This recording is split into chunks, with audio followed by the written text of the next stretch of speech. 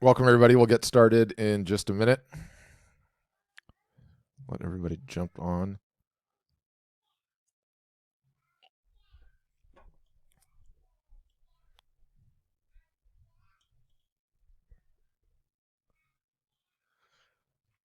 Welcome, Melissa, Gary and Pat, Deborah, David, Marcy. How you doing? Jerry, how you doing? Peter, Judith, Jake, Gretchen, Ben, what's up? Philip, how you doing? Hey, Bill. Hey, Jenny. Hey, Gretchen.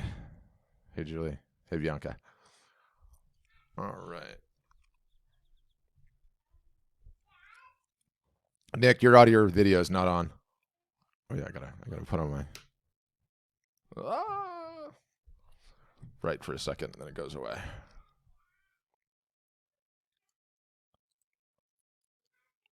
All right. Okay. I'm gonna have to dial that baby down a little bit.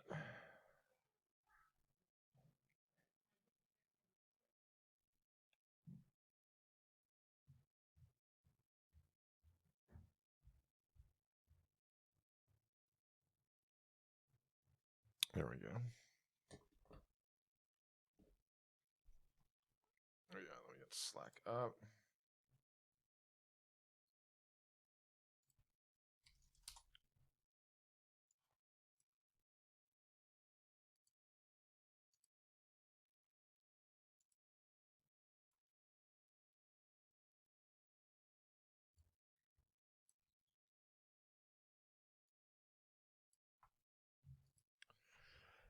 All right.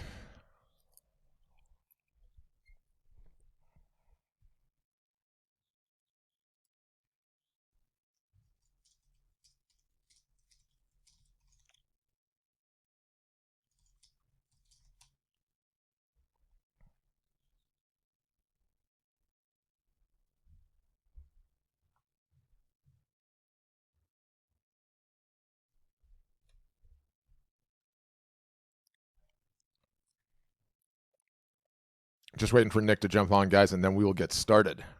Just need 1 minute, Pat. Can you hear me? Yep, I can hear you. I can't hear you. You can't hear me? Everyone else can hear me.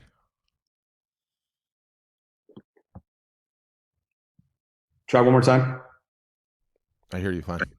Okay, I got you now. Yeah, got it. Turn your video on. Okay. Just need 1 more minute. Okay. So, guys, the proposed theme based on that workshop on Friday was everybody wants more help, more tutelage on how to find the Instagram curator / Facebook curator. So, happy and prepared to do that. Can do it on a niche by niche basis. I think if we do that collectively, and go through a whole bunch of different niches, everybody will get some more creative ideas on how the whole thing kind of works and goes through. So I'm ready to do that. I know Nick's got an announcement or two. We're constantly working on our organization over here, trying to make things a little bit easier for you guys to find. So I know Nick wants to go over a few of those things. You can raise your hands per usual, as always, and we can get into questions that way as well. They're always all about the Q&A. And yeah. Okay.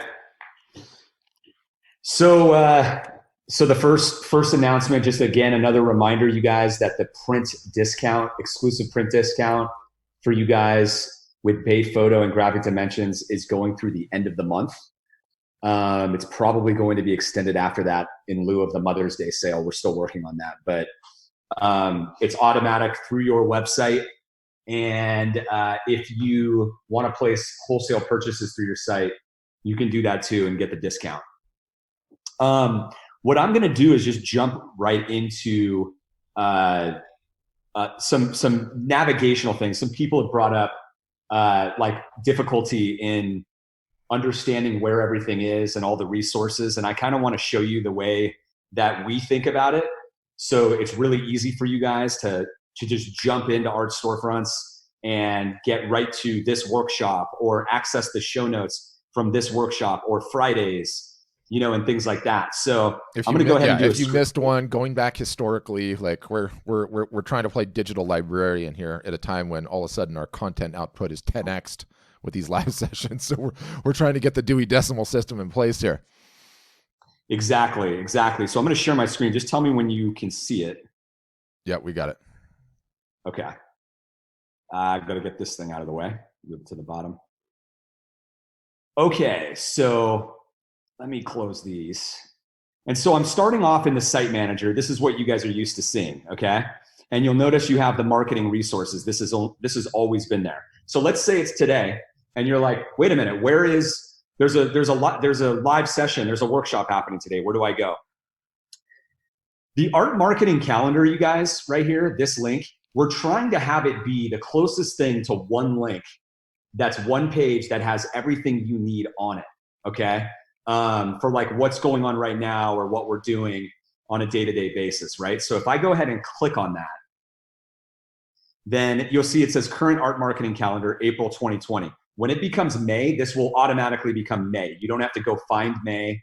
It'll just update for you, all right? And so this is just a little navigation menu that'll quickly drop you down to these other sections down below. But if you're brand new to Art Storefronts and you haven't done any marketing before, we're always going to have this section here to try to catch those people, to show them that they need to do these things first, okay? So if you are not new and you've already done these things, you can just scroll right past it, right to the important announcements for April. Now, these announcements are relative to this month, and they're going to be updated from time to time. And so I don't want you to scroll past them. I want you to make sure that you see them in there because it's all the important stuff that we really want you to know in a very quick summary. So even though we will post some of these things like in the small wins group, we may email them out. Sometimes we'll do both. The important stuff is going to live right here. So as I mentioned a second ago, right, here's the print orders, the print discount. It's right here, and you can click learn more and learn more about it. As far as the workshops are concerned, that's the very first thing on here. You can click on this link to go to the main workshops page, which I'll show you guys in a second. But it gives you a general sense of what's happening this week and what the topics are. All right, so Tuesday, general art business consulting with Patrick and Nick. Wednesday is the marketing launch workshop for newbies, getting started with marketing and site audits. That's where you want to go for that. Thursday, again, general art business consulting. And then Friday, a deep dive workshop on the current highest priority tactic. So that's an example of what we did last Friday. And this will vary a little bit, but in general, you can just go right here, one click into the art marketing calendar and see that right on the spot. Again, your Mother's Day sale will run from April 21st to 26th. So there's really important information we want you to know outside of just the daily things. That's just good to have as a summary in your head. And then we posted Bay photos, production times and shipping times, and graphic dimensions. And we also have the pandemic response kit, which is a marketing kit that we created for this COVID-19 pandemic situation. And so we started on this, like, I think maybe 2 months ago now, or a month and a half ago. And so it's basically an aggregation of all sorts of resources and workshops and presentations that we've done that are specifically related to that, creative marketing ideas. And so if you're really into like kind of absorbing all of that, it's right here for you. So we're trying to put the most important stuff here. So you can see the cutoff dates are nice and big for everybody right here for the print fulfillment.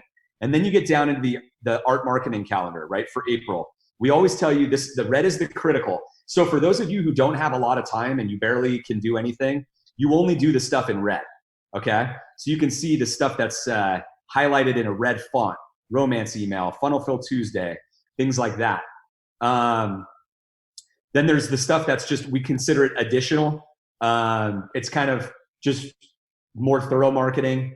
And then the Get Live one-on-one help is called out specifically for these types of sessions because those are obviously important. So, okay, so today is April 21st. So I'm going to go to April 21st, and you will notice that you have these different things on here, right? And I'm going to go down. I think I could just click on this to go down there if I'm not mistaken. Oh, no, that's opening a new one. So I'll scroll down to every day is on here. I'm going to scroll down to April 21st.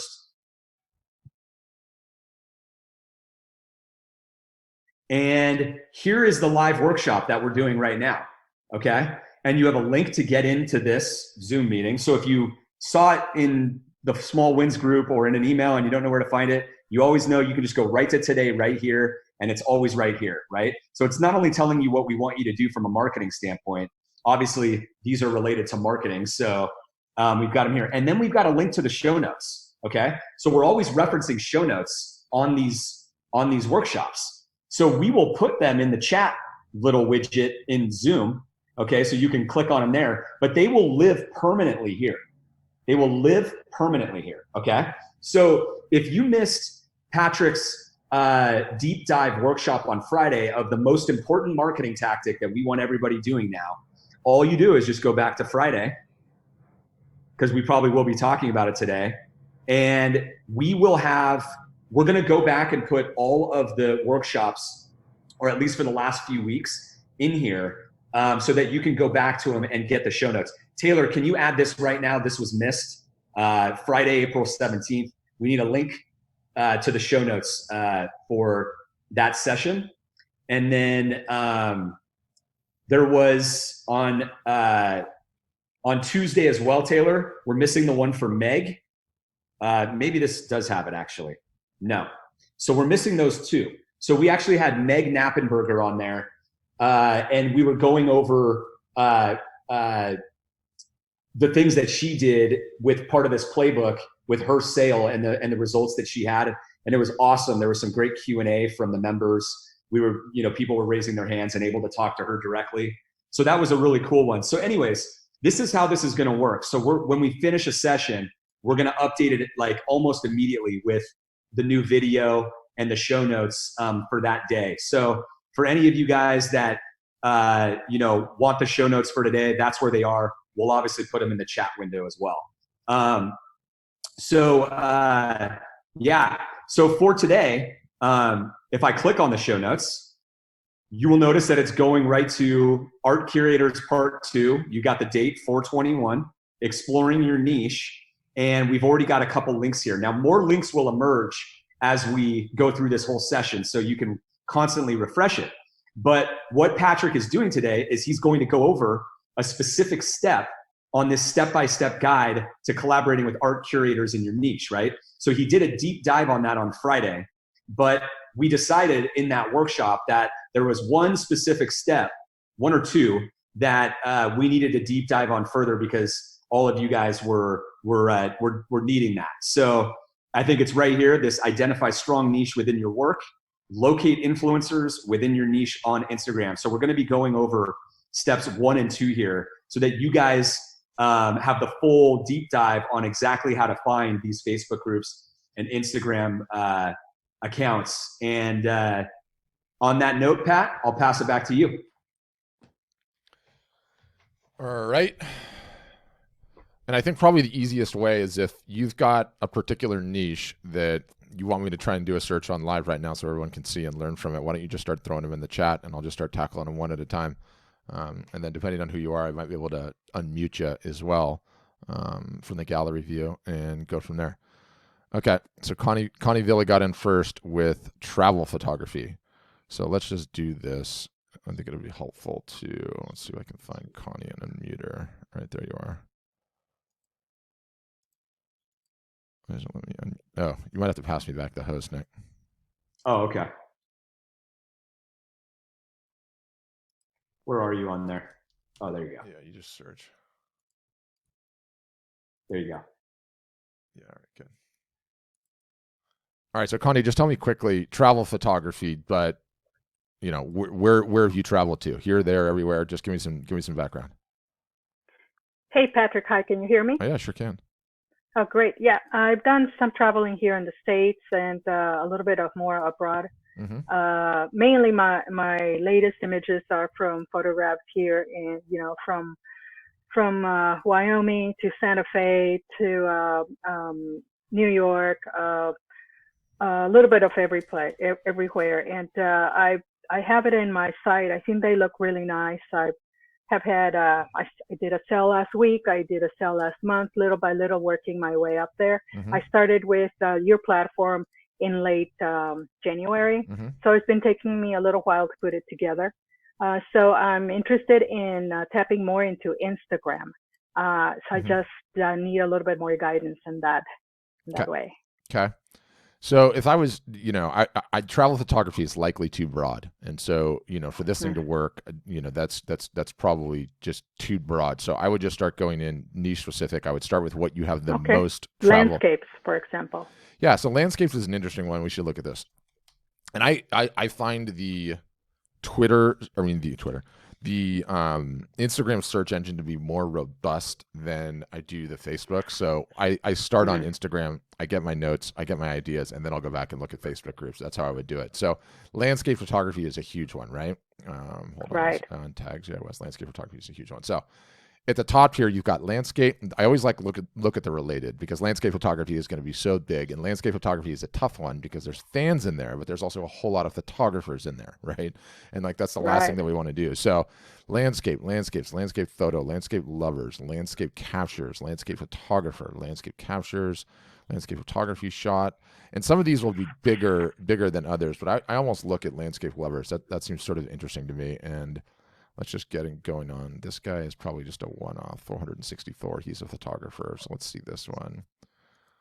Not follow. What did I do for? That's not a good one anyway. Let's see this one. Same one. Probably a photographer. Let's just see. Yeah, I think these are all just individual photographers on this one.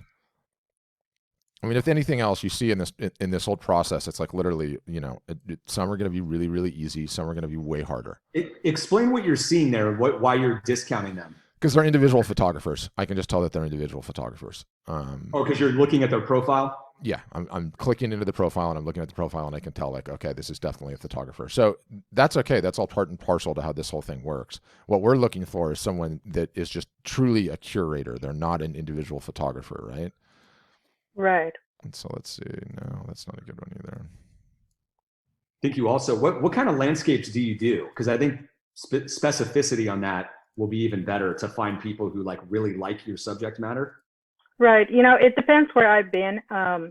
So from the Grand Canyon, the Grand Canyon is huge. So I've taken some photographs of that area. I also have so Grand Canyon landscapes. Let's try that. Yeah. I mean, that's a subject all by itself.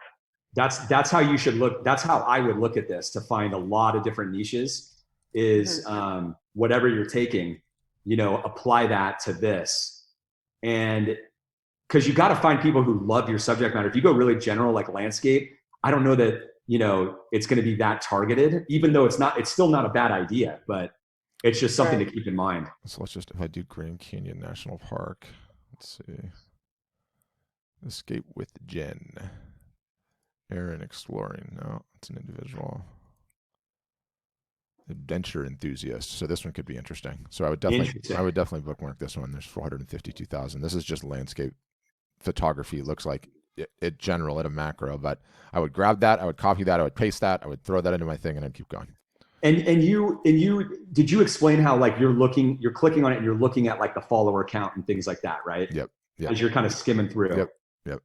You're looking for people that have a big enough following there when you look at it. Yep. And they're also a curator, some sort of a curator type of account, or something where you think your audience might be following. Your best experiences are outside art galleries. So this one's kind of interesting. Outdoor equipment store, and this is the type of thing that you could dovetail on. If there's a bunch of diehard camping enthusiasts, they're going to be the ones that are going to buy a photo of their favorite camping place, right? So this is actually an interesting one. This kind of shows getting out of the box a little bit. And look at this April giveaway. They're already doing giveaways. So, they might, look at that. They could consider throwing something in there too. But that's the type of rabbit hole you go down, right? Where are the people that love these images hanging out? And you find after you start digging in here, and that's it. So this is probably just an individual photographer. Yep. The gear could totally be an interesting little side route. That's a beautiful photo.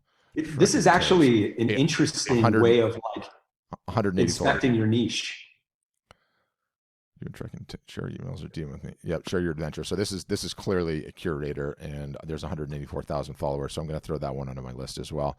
And afterwards, what I would do is I would spend just a bunch of time not stressing, just throwing these guys onto my list, right? Like throwing them onto my list, and just keep moving. And then step 2 is later on down the line, you're going to like, dive into their individual feed and see what's going on there.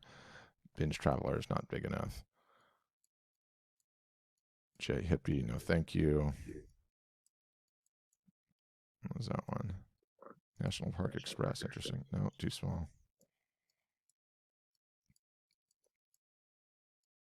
All right, so I don't know whose audio that is. You might need to mute somebody, Nick.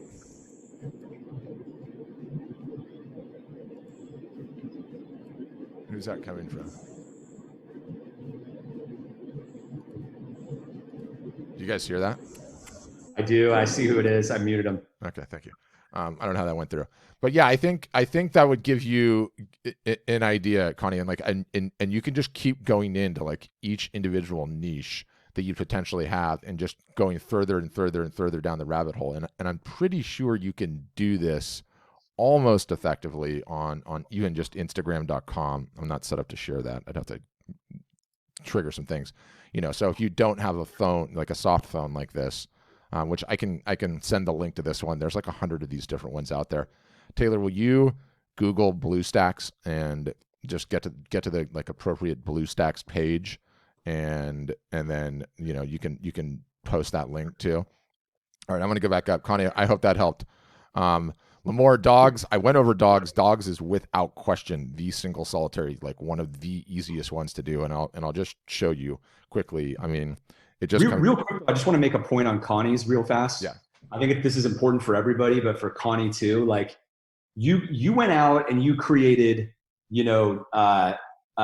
Grand Canyon photos, right? You obviously are taking landscape photos from all over, but you decided to do that. Now, here we go we go on Instagram, and we are looking at a curator page that Pat just showed, and it should, like, obviously people who are interested in that type of work, right? Or that subject, right? So then he starts going into it, and you start finding other accounts. And one of them was like an adventure thing. And one of them was, what was the other one? It was a gear. Cave? No, it's gear. Yeah. Gear. And so you're finding clues as to who these people are and what they're interested in, right? Mm-hmm. And that's very, very interesting, because like now you have a better idea of how to target these people. So you can take that information and go, okay, the people who generally like these Grand Canyon photos might be in adventure groups or other things on Facebook or Instagram that are adventure related or gear related and things like that. Right. So you're getting like an inside, like little look at that specific like sub niche of images that you're taking. So I think that's really cool. It gives you some more information. Yeah, and it's also like the critical thought exercise that it puts you through, right? Like, okay, people who are going to buy images of the Grand Canyon, people that have traveled to the Grand Canyon and had a wonderful trip and they loved their trip. Okay, well, what are the accounts that those people follow and that those people are constantly going back to? And you just start thinking about that, and you're constantly just expanding things out, and you're saying, it's not that good out here, and you're expanding things out that way, and you're like, ooh, there's some gold up there. And that's why, like, the landscape photography, you think about that, and you're like, well, are the gear people and the adventure people on that? Maybe some of them are, I don't know, but it gets you through that process. Yeah, and the process is everything. I'll cover dogs again quickly, because it's just this is just pure craziness that you can do. I mean, like labs of Instagram, like the sheer number of dogs, like, is it French bulldogs? Frenchie, maybe. French bulldog post 2.9 million. The accounts on here are absolutely staggering. And like, you can do this on a breed by breed basis, and you can do it for every single solitary breed that you have even any information on. Like Great Danes, 4.2 million posts. It's like instantly you get in here and you're going to find these massive accounts. Like, you even when I say massive accounts, like two in the pet niche, it looks like somebody even got into this one already. Let's see what that says. It's Promenade Pet Party, our talented neighbor. Look at this. Someone figured this one out. drew pictures of all our neighborhood pets and what would it be like if they had a party together. So somebody's figured this out here on this particular one because there's some art. So you could just go on a species by species basis, and even in every single solitary species, there are these massive, massive accounts. Like the dog ones are like one of the easiest to do. And what follower accounts would you say are ready to play ball? There's no catch-all at all, right? Like, once you have an account that you think is a good one, and like let's just say Great Dane, for instance, right? And let's say, that's Doberman's not even a Great Dane. What's this? Sally the Great Dane. Sally's got 575 followers. Sally's definitely not big enough. Let's get off of Sally. But I want to just show you. Let's see. Great Dane lovers. So this is going to be a big one. So this one is clearly playing ball, by the way. You see this? You see these other shirts? So he's doing he's doing deals. He's doing deals with everybody. So this one's open for business, and you've got no problem at all. But what I would do is, like, you're going to refine your list. You're going to get your list down to, like you got 20 or 30 or 40 or 50 of them on there, however many you have on your list. You're going to, once you find one, you want to just constantly check out all their posts. How many likes are they getting? How many comments are they getting? 23 comments.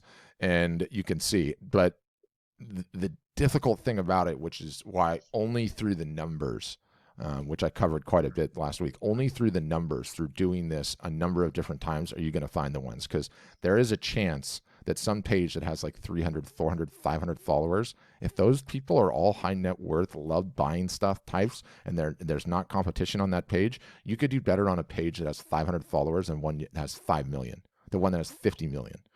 There's no hard and fast rule. Like, all of the situations would shake out a little bit differently, which is why, again, you're not going to find out. You're not going to get there unless you've got the reps and sets in, and like, that you've done enough of them to have the compare and contrast. That's it. I mean, that's just it. Jackie Robbins, Nick, will you unmute Jackie Robbins? I need to understand wellness. This is an interesting one. This is the perfect example of a tough one. Wellness. Let's just see. Okay, Jackie, you're unmuted. What do you mean wellness, Jackie? Hello. Hey. Can you hear me? Yeah, we can hear you. Okay, so I'm promoting images that support your wellness. Mm-hmm. So I'm thinking about yoga and just the wellness business is huge. Huge. So there you go. So you just answered your first question. I mean, let me tell you, on yoga, good Lord, is there yoga? I mean, how many different yoga posters are there? It's insane. But let's just say, for the sake of staying on this for a second, like, I typed wellness in, and instantaneously it looks like some exercise. Instantaneously it looks like food. It probably has quite a bit, like diet expanded 100 different ways, workout 100 different ways.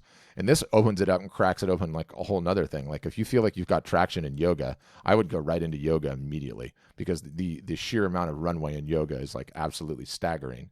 Like 59,000 followers. Look at her page. This looks like pretty much all wellness and health. And this is actually a true Instagram influencer, by the way. This is no longer a curator, because this is, Mama Bear Recipes, Wellness, Fitness. So you could contact this gal, and she's got a ton of followers, and say, open up negotiations, right? And I have to imagine, like, every single solitary large peer group has a Healthy by Ali type in there that is celebrity-based, celebrity-driven, high follower accounts, constantly doing their food. I mean, look at all of these accounts are the same. They're wearing yoga clothes. They're doing yoga things. They're having nice meals. They're showing their parents, and they're growing their Instagram following. All of these people are all open for business. They're all willing to play ball. And the thing that's awesome about the individuals, rather than like the content curator accounts, and it just sort of comes down to what falls in, is like, they have a much stronger bond, the ones that are in front of the camera rather than behind it. Let me explain what I mean. When you are personality driven, when you're constantly posting pictures of yourself, your family, your hubby, your kids, you have a much stronger bond to your audience than someone that is an avatar of a landscape photo and all they're posting is landscape photos. So you have the ability to get into the lives much easier. You have the ability to get into the stories much easier, and they totally want to be awesome and give something cool away to their list.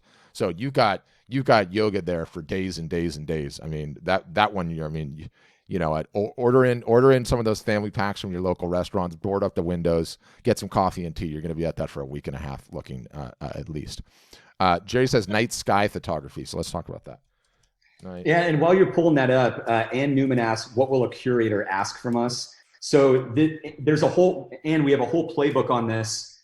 and it's in our show notes. And so if this, and for anybody else that's kind of lost right now, we did a deep dive on this entire strategy, and we have a step-by-step playbook for it. We did that on Friday, and Patrick is just deep diving on one other piece of it today, right now. That's why we're doing this. So you want to read through that playbook and then execute on it, because you're going to contact the curator, and there's text that you can use in order to do it. And you know, for more information on this, I would definitely go back and watch the Friday workshop first to give it more context. So this is a really interesting one, Jerry. Night sky photography, and this one has sort of some of its own pitfalls. Okay, and night sky photography, this type of, you know, long exposure blending shot photography, is one of the most shared mediums that exists on the internet. I mean, these things get so lit up, so shared up. We got another photographer on the platform, Mike Taylor, who's huge at this. And the danger is going right into it, how I have here, and trying to get some of these accounts that follow night sky photography, because the competition is absolutely insane. I mean, whether it's Photoshop or what, there's a whole lot of people that do this. There's a whole lot of people that do this really, really well. And so I'm going to scrap night photography right out of the gates. I'm not going anywhere near that. And instead, I'm going to go to the places that you did the night sky photography, and I'm going to start there. Whether it's a national park, or whether it's a particular city, whether it's a landmark, and I'm going to try to connect to people that have an emotional response with that individual part of that night sky photography, rather than night sky photography big picture. Because like I said, there's just, people love this. They share it all the time. There's way too much going on in there. I love that. Yeah, I love that. I think that it's essentially exactly what we did with Connie with landscape photography versus, you know, Grand Canyon photography. Yeah. Yeah.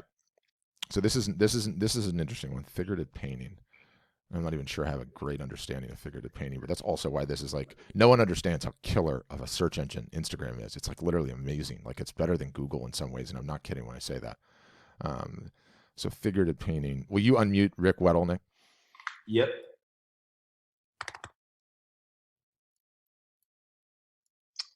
So this is Rick, you're unmuted.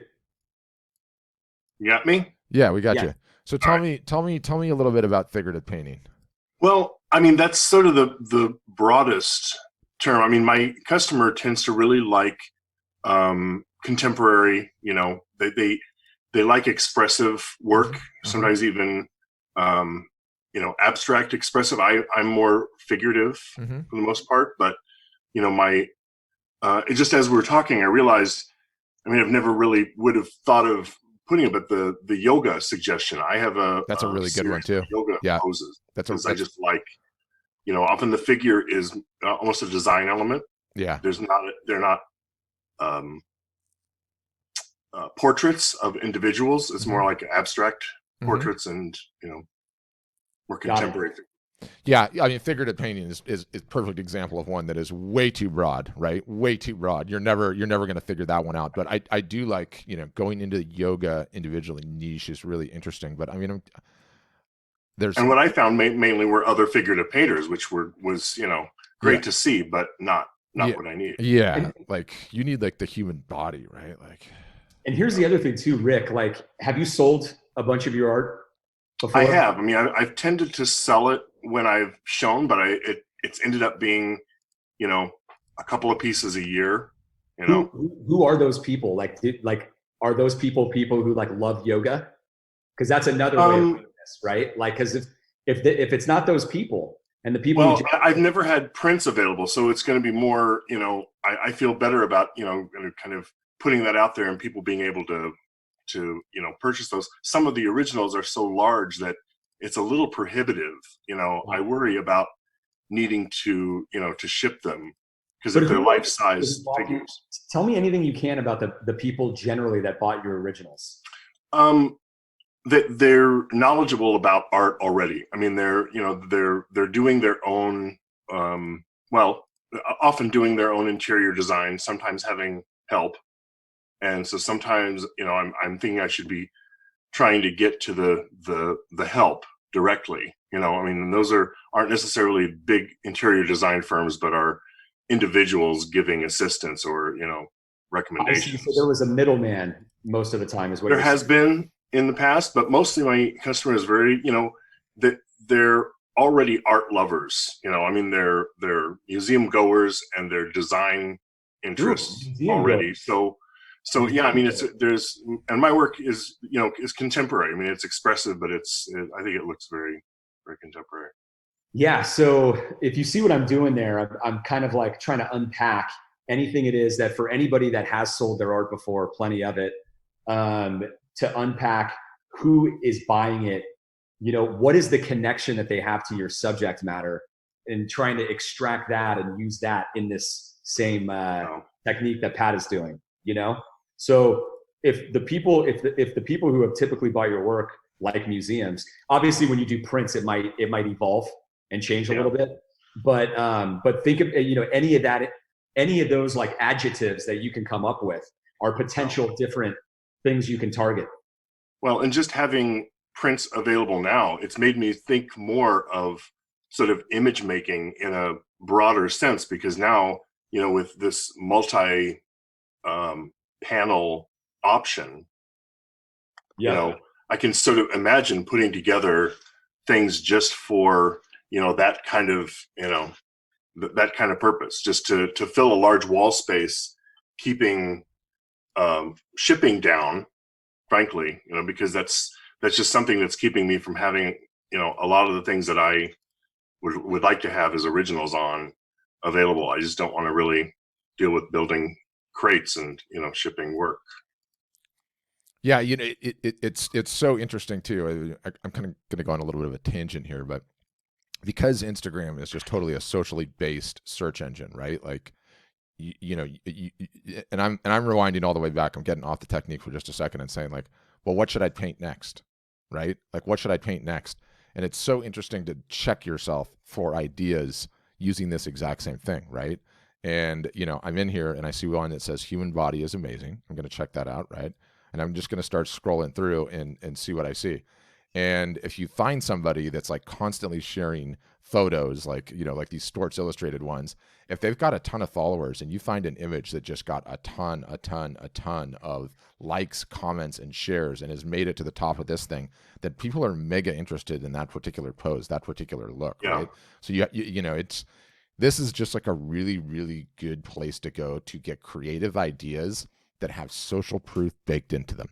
The social proof is there, right? So the popularity contest has already been won. You're not wondering, like, you're not looking through the reject photos. You're looking through the best of the best. They've already been edited, right?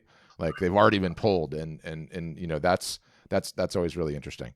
So that's what I would do. It's not going to be easy for you. This is one of the really hard ones for sure, and you got to just start going down these rabbit holes and seeing where they lead you. I do really like the yoga one just because it is a passionate bunch. I mean, those Lululemon pants are not cheap, and everyone wears them all the time. So they're willing, like everybody is willing to virtue signal their yoga awesomeness all over the place, including their walls. Definitely including their walls. So that's what I'm ready to go shoot some really good pictures of some paintings right now to add to that, because I have some things I could add. I'm really glad that the yoga topic came up. Yeah, super money one. I'm also looking at your work here, and I noticed that like do another share. Do another share. Go ahead. Okay. We are getting a little off. It's on topic, but off topic a little bit. But it's important anyway. But like I was looking at all your work here, and then I noticed like you had a warrior, so you kind of got a little more specific there, right? A lot of these other just strike me as more general, figurative, like man, and really cool colors. This is the warrior again, right? So this might appeal to a different type of crowd, right? Like you could target on Instagram. And I'm sure we could do this a little bit more. Most of your stuff seems like it's a little bit more general. But what I think is good to just know, and we wouldn't be good mentors if we didn't tell you this, is like just understanding like when you're going to paint your next ones, right? Like thinking about, of course, you paint what you want, and a lot of people paint what makes them feel good. But if you want to target something that you think will really sell well, there's another approach to that, and that's what Patrick is talking about, right? Like look for existing demand of And that's what essentially he's showing you there, right? Like the social graph has said this is popular, you know, and You can water and it ski might on it. inspire you, right? So like, and I can see why. I mean, even just in the things that you went through, it's like compelling images just sort of like rise to the top. Exactly. And since I'm always sort of interested in kind of the silhouette shape more than identity. So it's like all of it, even things you were going past, it was like, oh, I would have saved that for a future reference. Yeah, which makes it so awesome. Pages of references. Nick, good, thank you. Go back to his site 1 second, and then I want to show one other thing. Nick, you got to do the screen share real quick because I just want to point something out. no problem. So this is also like I look at this one and I'm like, shit, this is hard. Pardon my French, but this one's hard. You know, this is not going to be an easy one to find a niche. But this is also how you start getting creative, because there is a distinct look to this stuff, and you know, there's some of these pieces that look like extremely like modern high-end interiors. Scroll all the way up to the top, Nick, please. These are phenomenal, Rick. Yeah, I got my eye on cluster number 4 here, right? So I see some serious high-end pieces of furniture underneath that. I mean, that like jumps out at me like instantaneously. So I'll take the share back, Nick. So this is exactly like what you start doing when it gets tough. Like it gets tough, like you start getting creative, right? And so I might see like, okay, well, wait a minute, if I do interior design, okay, and like that particular stuff, that piece of work like really probably gels with like minimalist concrete type of wall, high-end furniture cushions. And what I would do is I would start looking for those particular types. And this is another thing that like not many people know about Instagram, which is so amazing, is you can train this thing to be amazing almost instantaneously. And so I click on this, right? And that type of interior is like where I think, you know, in that style would be your thing on the wall. So once you get into a particular post and you know, ordinarily I'd click at this and I'd look and I'd see how many followers do they have. Okay. You know, and by the way, this is exactly what I'm talking about. Like, are you telling me you don't see your piece on that wall? I see your piece on that wall. So this could be an interesting one to just contact, but also once you go back, okay, then you can scroll down, and essentially what it's doing now is it's using its algorithm to show me photos that are close to what it thinks. And it's not a home run every time, but what it thinks is close to that particular account. And what's so great is you go back, okay, you go home, you go back to your search. Let me get out of here. Hold on. And what you'll find is that these little things below here will start being updated based on what you looked at, okay? And so, like, let me just do a for instance. And so, okay, so here's another interior image that it picked. Oh, it just shuffled. Here's another interior image that it picked. So I can click this, okay? And again, I'm just on my search tab, right? I can click this, and then if I start scrolling on this, all they're going to do is show me interior photos that look similar to this one, right? So I need to train it a little bit more so that it shows me kind of that higher end interior. But then once I'm on there, it usually does like a really, really good job of just giving me ones that are simple and like in the same vein. And it's like, all I need to do, and you know, this one's off topic because it's not trained enough. It's like, ooh, coastal art. This one looks like would be good for coastal art. 57,000 followers. The antique shop is now open. There's going to be art buyers in this antique shop. They obviously like my style. I'm willing to bet that if I contacted this gal, she'd be willing to do a print giveaway and maybe even put my art in the store, right? That was coastal? I kind of call that, yeah. What would you call that? I'd call this like... Yeah. No, I did. I just wanted to say, Muffy, that one's for you. Yeah. So, but the point is that like we're talking about multiple different layers of what is an insanely effective and amazing creative search engine that is 100% image based with social proof built in. Like it gets me fired up. Like I'm obsessed right now. We're all here's your interior again. So let's just see. By the way, this is more important. Let's just go to the luxury interior home design. And I'll literally go down 50, 75 images this way and, you know, just look at each one. The luxury interior, indoors of Insta. And so the indoors of Insta, this is a perfect example of not an individual based one, but a huge account, right? Like showcasing the world's best designers. They could be open, but this is like a different bent on the technique. And anyway, I'm obsessed right now. Like I like having houseplants inside my house. And so I've got houseplants all over my house. And like my feed is like littered with houseplants. Okay. And I'll just click on them and I'll just go down like everyone with their like greatest houseplant thing, just going for days. And so that's another great way. I didn't even think of including this the last time. It's a fantastic way to get in there and get ideas. So anyway, that's what I got. All right, which one's next? Wildlife photography from Melissa. Unmute Melissa, will you, Nick?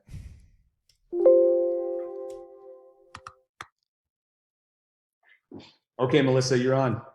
Hey guys, how's it going? Good. How you doing? Good. What? Doing well, thank you. Just complete mixed bag of wildlife.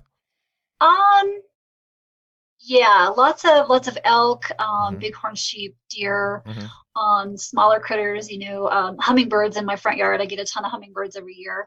But mostly the bigger like elk, deer, bighorn sheep. Yeah. So you know where we're going with this right away, right? Is you're gonna just start drilling into the individual animals. Right. Like the dogs, just like the dogs. Yeah, exactly. Right. Okay. Let's just and if you have location too, like where are the bighorn sheep from? Colorado.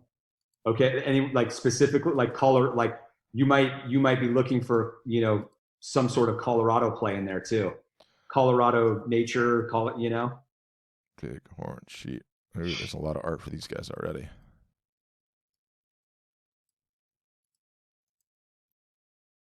The true North Carver. So bull elk, mule deer, like yeah. I mean, there's Teton National Park. That's not Colorado. That's Wyoming, right? Was there a national park there or anything? Rocky Mountain National Park. Yeah, so you could drill into that one too. Boy, there's a lot on. I mean, look at this. I mean, who knew there was going to be this much content on bighorn sheep, right? But it's just like everything. There's absolutely everything. There you go. Yeah, Grand Teton National Park, because they're not going to care where it came from. Custer State Park. So yeah, that's true. Yep. And it looks like there's a lot of art, so you have some competition already, but that might just be the top of these results and not absolutely everything. Is it all art? Yeah, a lot of it's art. It's probably a harder. I don't. I had a question as well. I don't want to offend anybody. I know there's a lot of people don't like hunters, but I live in an area where hunting is really big. Members of my family are hunters. Would like hunting sites. I mean, I know there's like a ton of them out there. You better believe it. This is a. I actually have a couple that follow me on Instagram that I've looked at. Well, that's a sign right there too. Yeah. Oh yeah. Absolutely. That's a major sign. Like if you know who's following you, who your customers are, the characteristics of them, unpack that and reverse engineer it, to find more of them. Yeah. Especially like I have to imagine there are huge hunter followings. I know that is a diehard niche. Staying out of the politics, I know that is a diehard niche. And yeah, I would definitely. That is a fantastic part of it to go down. That's what I love about this. Like you just start coming up with the ideas, and then it's just like rabbit hole after rabbit hole after rabbit hole you can run down. Amazing. And that's where we were saying, like on our Friday's workshop, like you want to do like 200 of these, right? Yeah. So you just keep going down these rabbit holes and don't get over emotional about one or the other. Just keep trying. Sure. Yep. Okay. The next is let me go back to my screen. Now this is an interesting one. Atlanta cityscapes, right? So I'm just going to do Atlanta. And let's just see. Atlanta, East Atlanta. Why would Baltimore, Delaware? That's interesting. You'd think it would be like Hotlanta. OATL. This is interesting. I mean, there's probably so many like fashion / downtown ATL / beautiful ATL. Atlanta drone guy. He's got a ton of stuff, I'm sure. Atlanta drone guy, see how many followers he has? 2,000, so he's smaller. Might be a good collaboration partner there, though. Atlanta cityscapes, let's see. A lot of the hip-hop culture stuff going on. Look at the drone guy. He is lighting up the ATL hashtag here. Let's see. I noticed like a ton in my city, and Atlanta's a much bigger city than my city. There's like a lot of different beach curation accounts. I mean, you've got a ton of hip hop angles in here too, clearly. Might be some angles there. When you first searched, it had the Falcons on there too, the Atlanta Falcons. Yeah. That's another one.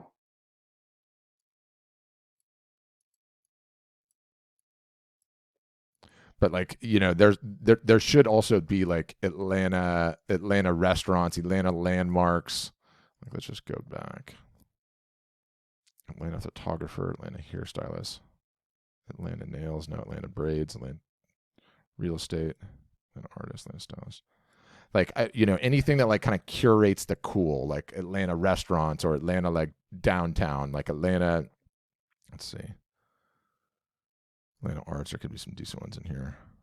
I'm also thinking about like events too, because in Austin, we've got a city here, and there's a lot of the sites that a lot of people follow, including myself, are like the things of like what events are going on in the town. You know what I mean? Yeah, Atlanta events. Let's see that. And there, within that, there's probably different companies and websites that have followings, because there's a lot of those here. There's got to be like 7 to 10 of them here that all kind of take different angles.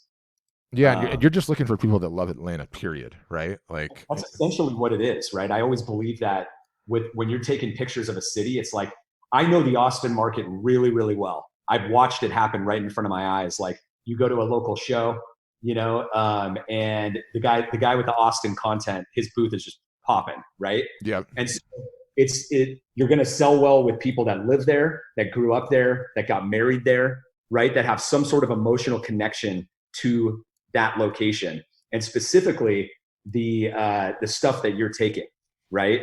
Yeah. So that's the way you want to go about it. That one's pretty straightforward. You could go on forever on those.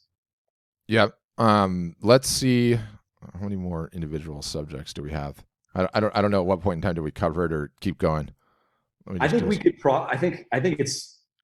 we probably could start going to the questions, and then we'll do some more. There was one that was abstract.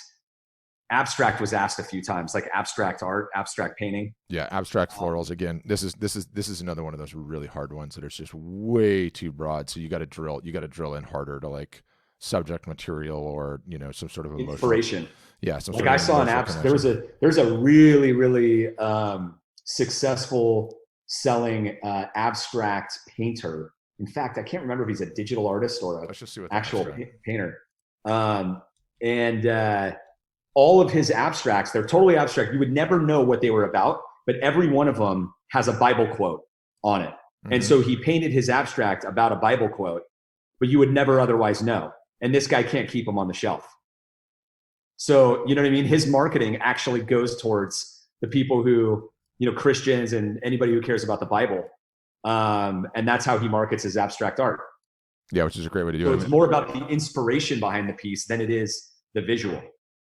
Yeah, I mean, although this is cool right here. I see abstract art, abstract expressionism, abstract painting, and all of this just screams filledwithartist.com, every single solitary one of them probably. So I would probably, I might just go into the interior designer route with these, and see what that ends up looking like. Because like, if you can't get a subject material, it's like, okay, what's your subject material there? You don't have one, right? Like, it's just abstract art. So then you got to go into colors, then you got to go into style, then you got to go into what the colors and style dovetails with. And the interior designers, I think, is a fantastic way to do that. And this would look really cool on the interior designer wall. Can you go back to that one? This one? Yeah, just expand the more, like what she's talking about. She's talking about her piece right there. I just want to see what she says. Okay, she's just talking about it was a dream. So it didn't go any further than that, but I just want to mention to everybody that's doing abstracts that the really successful people that I've seen have been marketing it based on the inspiration of the content. And that's all I can tell you. But I have seen them do extremely well by marketing the inspiration. Otherwise, you're stuck in this, when you're in broadland, it gets harder. Yeah, you have to find a way to niche down. I mean, you got to dig in. You can't go into this with landscape photography or oceans, right? You want to get like deeper, like more specific. Yeah, I'm sure there probably are some curators in abstract art too, but again, I just feel like that might be too wide. There might be just way too much competition in that, right? I'm with you. I think you do them anyway. Like, according to our philosophy, right? It's like, don't be emotional about any of them. Just do them all. So do the general ones, you never know, and then try to go try to go more specific. I mean, everything I'm finding here looks to be individual artist. I haven't found a curator yet. Let's see. No.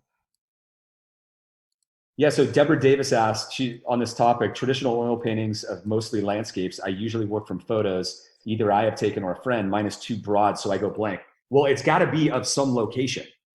And so as soon as you get into the location, you're getting into something that somebody can emotionally connect to. It's either a location or a type of content. Yeah. So there you go. Yeah, usually so Georgia. One, yeah. So get even more specific though. What city? Where is it? Is it a national park? Because then you're getting into the national park situation, right? Yeah. So where you can search other people that also like other national parks across the whole country. So yeah. But you got to give them something to emotionally connect to. That's why these people are following things on Instagram, right? Pat is following the interior plants because he's got something charging him, in his mind, and he loves it. And so that's what interests him. And that's how you're going to get his attention. Yeah, I'm just searching. I saw somebody wants a blue stack explanation. We can do that. But I think let's get into the questions, then we'll start asking people if they want us to continue going down the rabbit hole. I'm happy to do that too. Will you run it? Okay, do I need to do the hand? Hand thing? You do the hand thing. I'm searching something to see whether or not I can do what I'm doing with blue stacks. Stephen Cruz, you are up. Stephen? Oh, hang on. You have to unmute him. Yep. Okay, there we go. Hi guys. I've been reaching out on Instagram. I have 75 contacts. I keep them on a Sheets document as well. Keep track of them.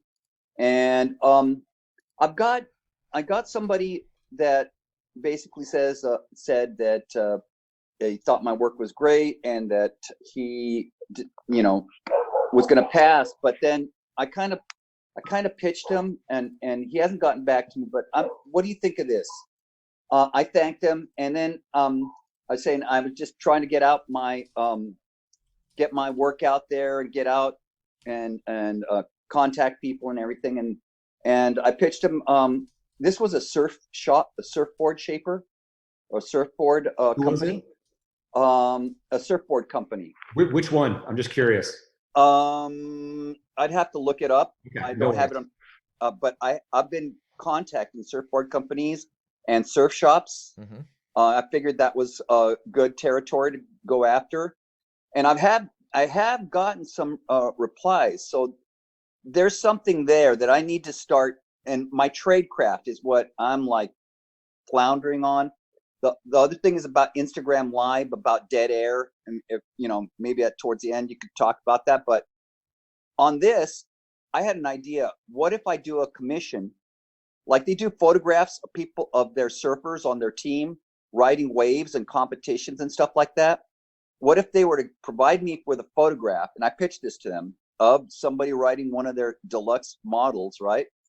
And we would have a giveaway of that, a print giveaway.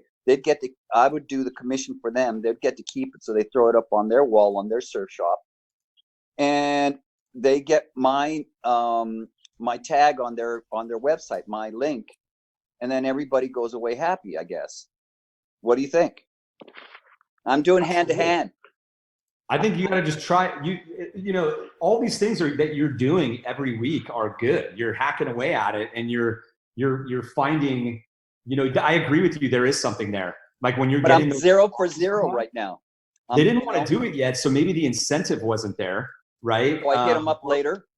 What? Yeah, or maybe they just don't feel like the content is right. But the way that you're thinking about it is the right way. Like, okay, like.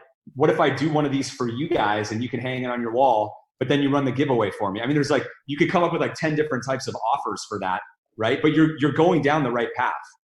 So what about any tips on tradecraft or anything you could put in the playbook or something that could help me kind of come up with the next step? Because I'm in the hand to hand and I'm kind of just feeling my way through it. And if it's that, it's that. But if you can give me some more strategies, I love that stuff. You know what I mean? Yep. I've been doing another thing, a variation of that, an Instagram Live.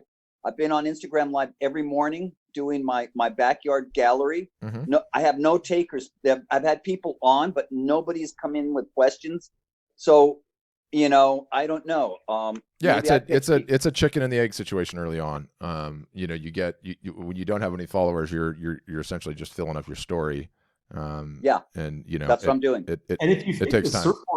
If you think the surfboard companies are like a total angle, and it doesn't take you that long to do one, like just do one and show it to them, and you might just blow their mind, and then you can use that one to approach other ones.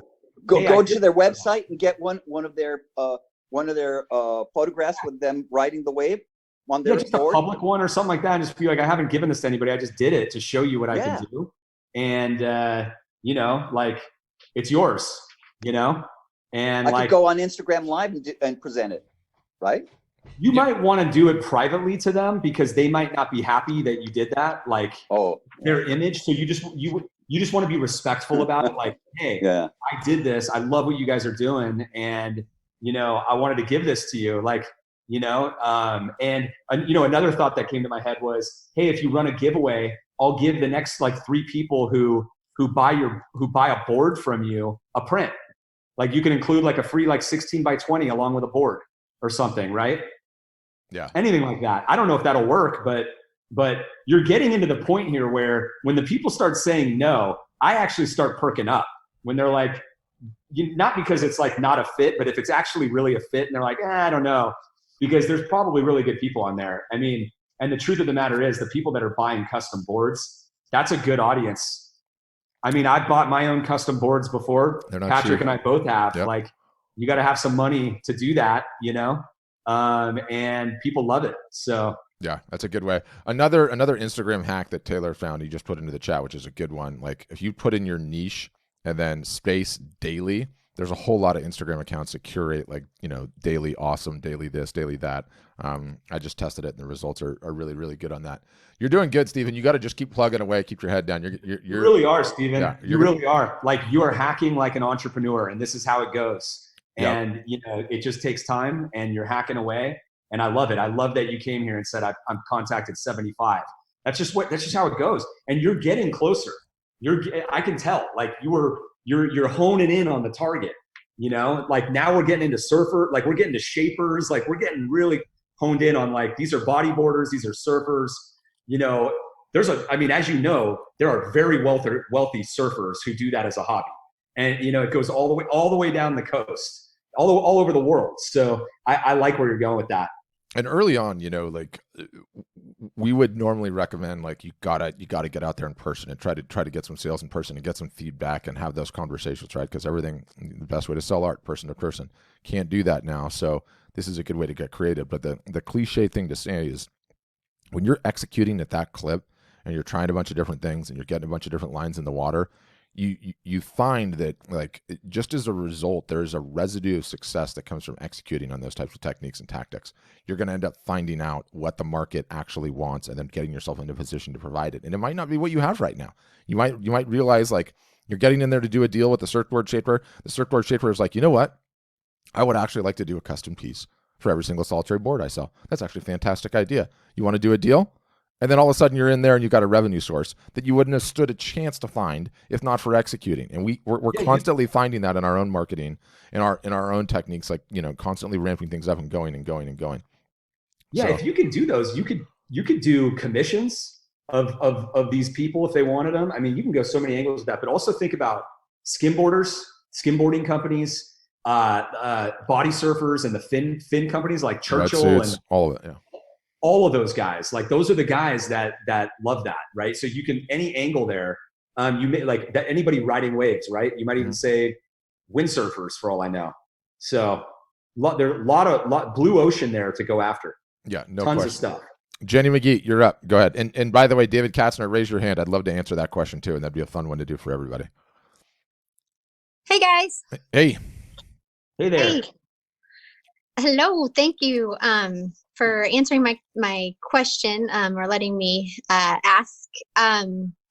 So I have been working a lot on different custom views for like views that people that are meaningful to people. And I thought because we're all kind of stuck in home that a lot of people have views out their windows that could be interesting. So I started this window series, painting people's views on windows. And my question is, can you give me suggestions on how to hand-to-hand combat that concept on Instagram in particular? Because I would love to continue to do a custom, just keep rolling out the custom views.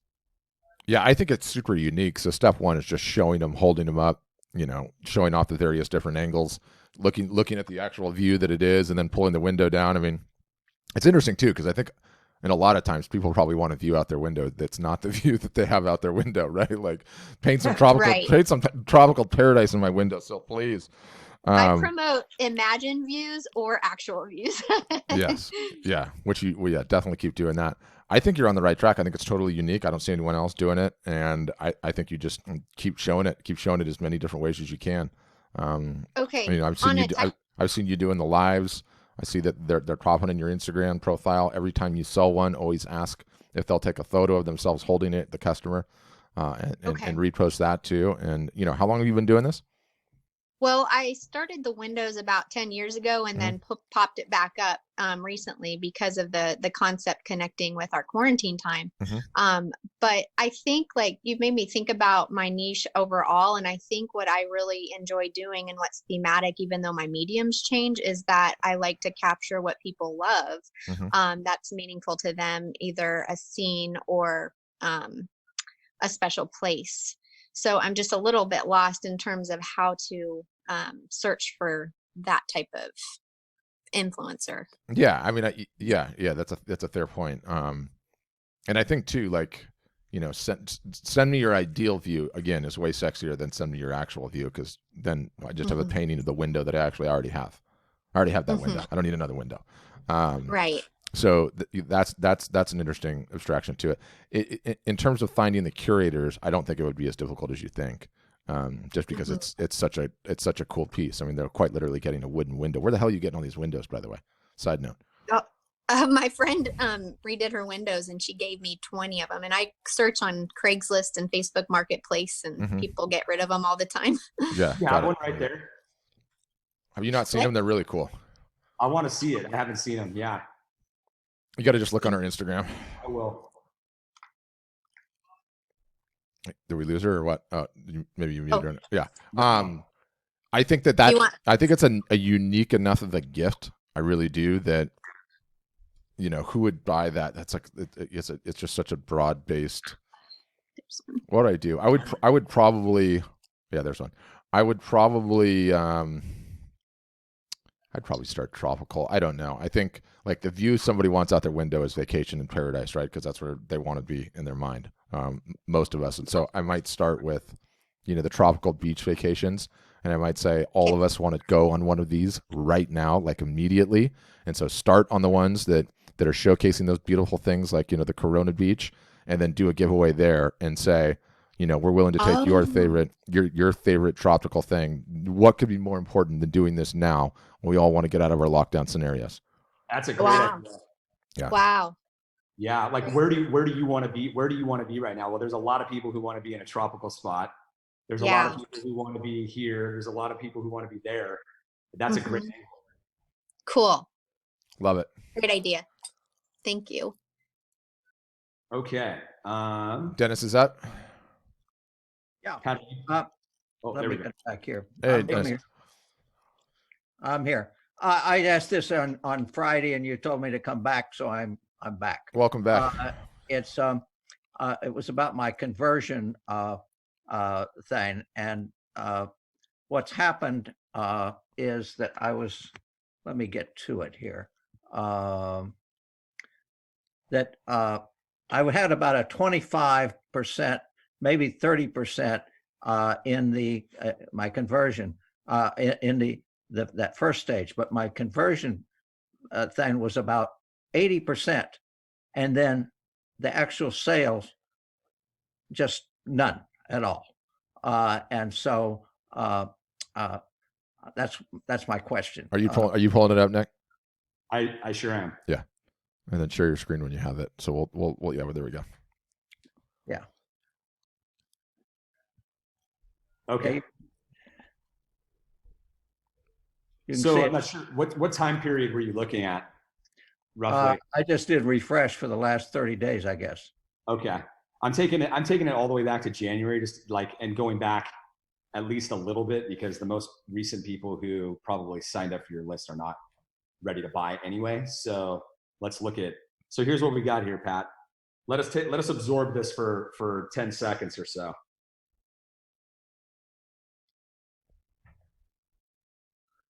Yeah, the list I poured up was much higher in the add to cart. It was about 70 to 80%, and then it was no sales at all. On the add to cart, it was? Yeah, I had that right there. Maybe look at it on your own screen real quick just to make sure. I've never seen that ever, literally. So I want to pull up the exact date range on that. Yeah. I'm going back to, you're talking about add to cart, or did you mean the product buying page conversion rate? The conversion doctor is where I was. Yeah, so that's exactly where I am right now. So I'll refresh the page like you said. You just go there and you're just clicking the button, just like this, right? Yeah. Okay. So this is what I see. So immediately with this small level of traffic, you can't make any decisions based on this. It's not. It's called statistical significance. So we gotta take it back even more in order to like get enough visitors to try to make a decision on the traffic. Statistical significance, if you haven't heard of it, for anybody that's listening to, is a good thing to Google if you're sitting there like, you know, tinkering with your numbers over like 100 or 200 or 300 visits. It's just unfortunately not enough. The Facebook, this contact created conversion and this one being, these are so high. They're so high. I'm suspicious. I'm immediately suspicious. So I got to look at your lead capture tool and what you're offering.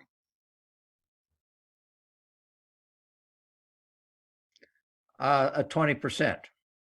There you go. 20. Wow. I mean, you're doing it according to best practices. That is a very, very high conversion rate, which is a good thing. It's a very good thing. I mean, you're getting a lot of emails, I presume, right? Yeah. I have the sneaking suspicion that there's a lot of other photographers looking at the site to see what I'm doing, and they get up to the pricing, which I've done myself. We all probably do it to see what other people are charging. Look at this, Pat. From January to now, he's gotten 673 emails through his site.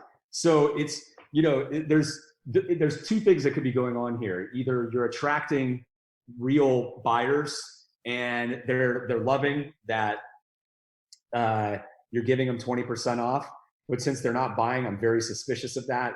You may have photographers that are following you and joining just to get on your email list and watch what you're doing. Is there a reason why they would do that?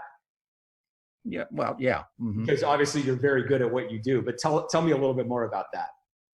Well, I worked for Time for 25 years, and so people in the industry know me. So look at this, Pat. I wasn't surprised. Yeah. But okay. The other thing is, I was talking to Philip. I had a very high percentage, and so after this sale goes over, I have another sale that's going on now. But I will lower my price, and maybe that will help. I don't know. It's worth a test. Well, it's worth a test like anything else. Is all that Facebook traffic, did you pay for ads, or are you just sharing a bunch of stuff on Facebook? I did the boost. You did the boost. Oh, and I did do and I've got another giveaway that I'm going to do in just a couple of days. Mm-hmm. But I did do one giveaway. Got it. Yeah, I mean, it is suspiciously high, how high that is. But if you have some individual and personal fame as a result of your career, that would make up for it. whether or not, I don't know what targeting you opted for the boosting, but it seems to me that this is either completely fraudulent or these people know you. And so you probably boosted to people that, have been following you for a long time. They know your name, they know the prestige. And so they're like, I want to follow anything this guy does. That would be my suspicion. Dennis, another thing here, so this Facebook traffic is the most, right? So I want to attack that. Here's your direct traffic, right? So these are this is at a 12%, and that's probably more closer to reality. This Facebook stuff clearly is probably those photographers signing up at a much higher rate. So you might look at this and go, you know what, reality is maybe people that are really interested in buying my work is maybe 12%, and then the other 30 is those other people. But that's okay though. It's just, your business is going to be different than other people's, and you're going to have, photographer fans watching you and looking at what you're doing because it's interesting to them. And the reason I can kind of say that too is because this is what your question was too. Part of it from Friday was the product buying page conversion rate, right? So this one is this traffic. It's you look at the direct traffic, it's half of what the Facebook is, with a pretty good number of sessions here. Yet the Facebook is only getting to a 16.64%. This one is more than double. So the quality of this traffic is showing, and obviously you got an add to cart and you got a checkout, right? So the quality of your direct traffic is dramatically higher than the Facebook stuff. And so the photographers looking at you are probably coming to this page, they're signing up for your list, and they're not going any further, right? Or they could be going into a category. They're probably doing that. But they're not going to the actual buying page to shop the art, right? Right. But you have here's the thing is the content that you have is incredible here. You got the Beatles, I presume that's Bob Dylan, right?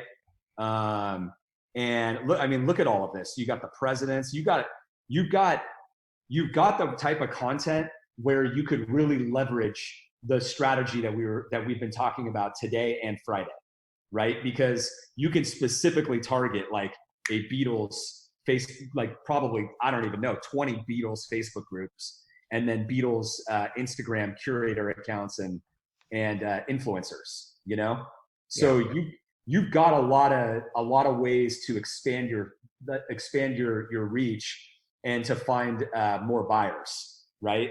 So the other thing too that I think is, I don't know that this image here, a lot of people like to put this thing on. I don't know that it's doing you any favors. We've talked about the billboards recently where, billboards are really hurting website conversion rates, in general, slideshows.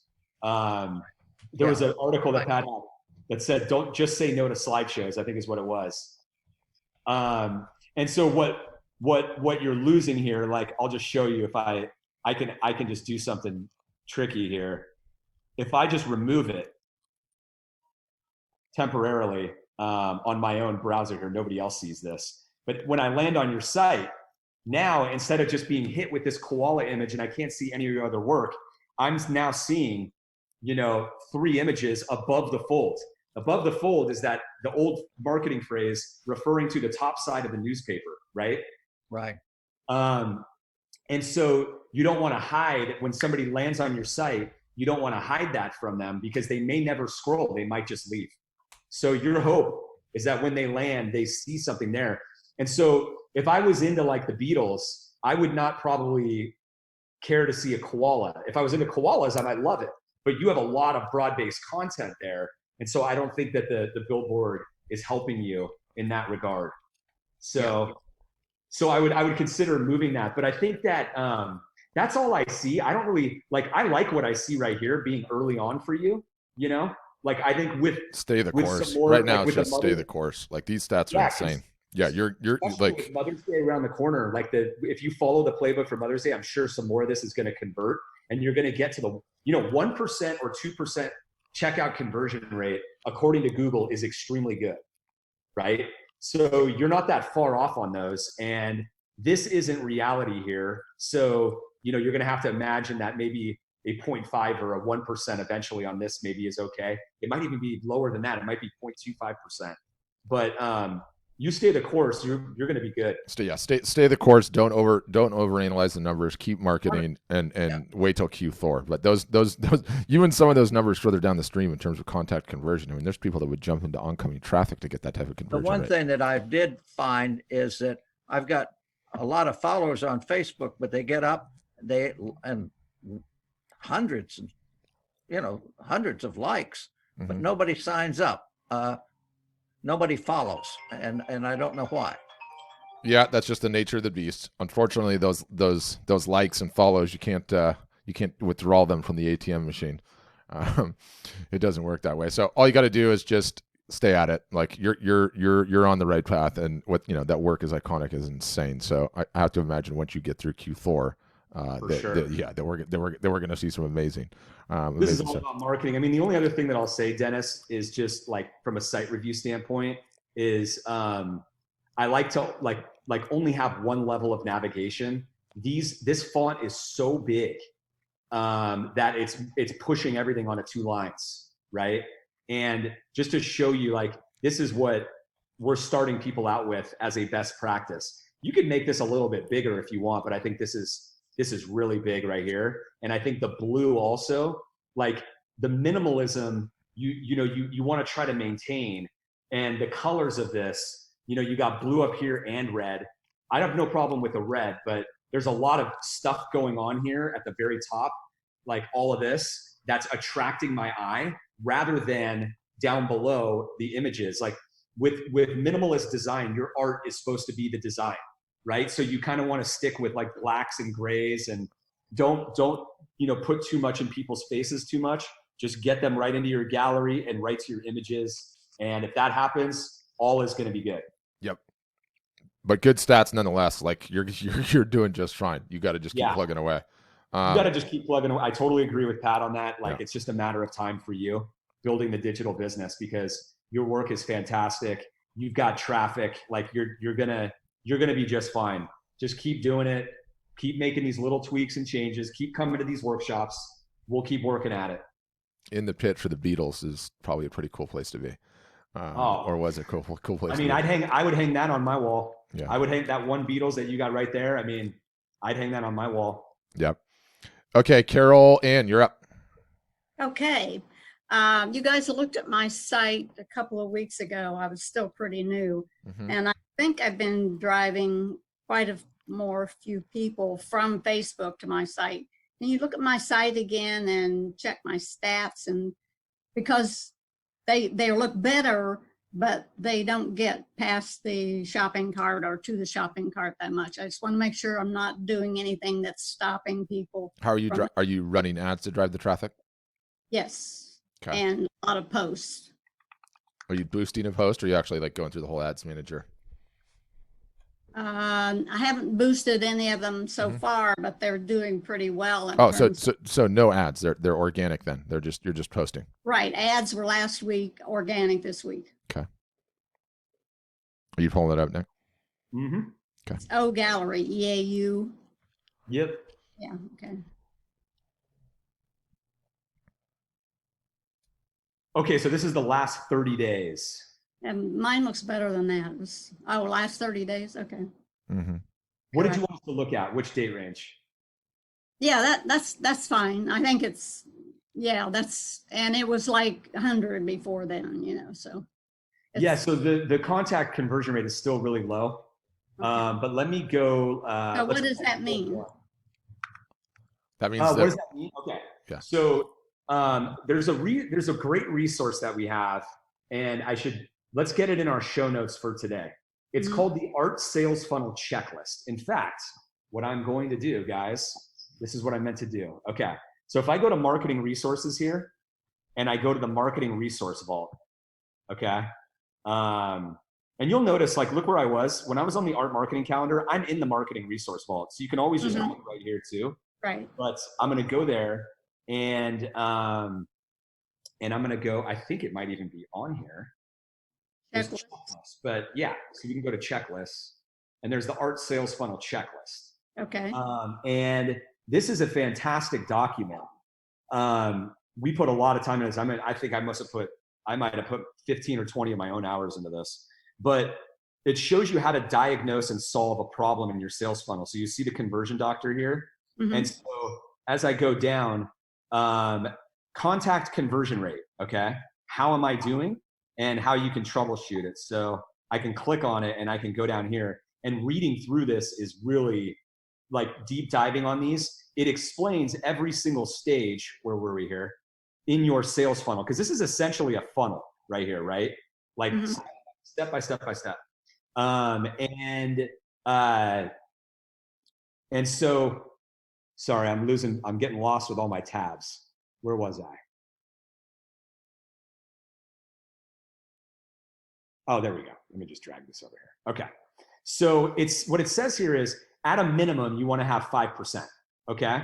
So what you're at here is 1.88, 2.5, 1.43, and 4.08. So this is like 49 visits is really low. So it's not enough to really call that fantastic yet, but it's certainly not bad. But you want this to be over 5. And if it's not over 5, what that is telling you is that the traffic that you're bringing is less targeted. Okay. They're not as quality. And the reason being is because they're not like that. This is where the lead capture tool comes into play. The other reason also that we see a low contact conversion rate, if somebody turns off their lead capture or isn't following best practices, that can be a problem. I remember from last time, that wasn't you. You have it all according to best practices, I believe, right? Mm-hmm. Okay. Exactly. Yeah, so that's exactly what you want to keep doing, especially when you were running those ads. And because by giving this new traffic the offer to buy your art at a discounted rate, what happens is the people that would ever think about buying your art are like, sure, I'll do that. I'll take that. And so it's an immediate qualifier on the traffic. Okay. So when it's lower than normal, you have 2 options. You either, like if you're doing ads, then you want to tighten the targeting up and try to do some different targeting to see if you can get it up.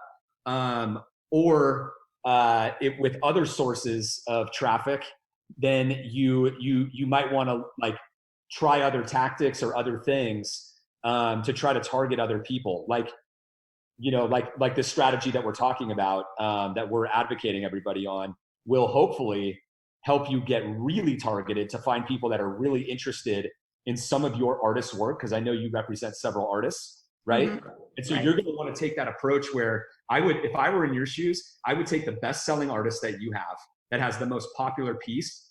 And I would say, what's that subject matter? And I would do the strategy that we're teaching, right? Like the influencer, Instagram influencer. Yes. Okay. Yes.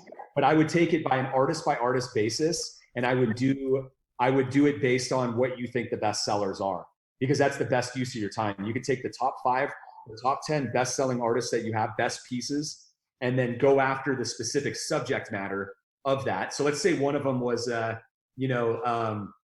like doing the bighorn sheep, like we had somebody on earlier, right? You would go and you would do that, right? And then you would take another piece and you would do that. And so that'll help you get a lot more traffic for free. And that's a way to kind of utilize the content that you have. That's what I would do. Let me take a look at your main site again, just to see if there's anything standing out. Cause you had like the banner image up there. I got rid of it. And Patrick, my niche is classic cars, and I just had a couple of questions about how to find the influencers.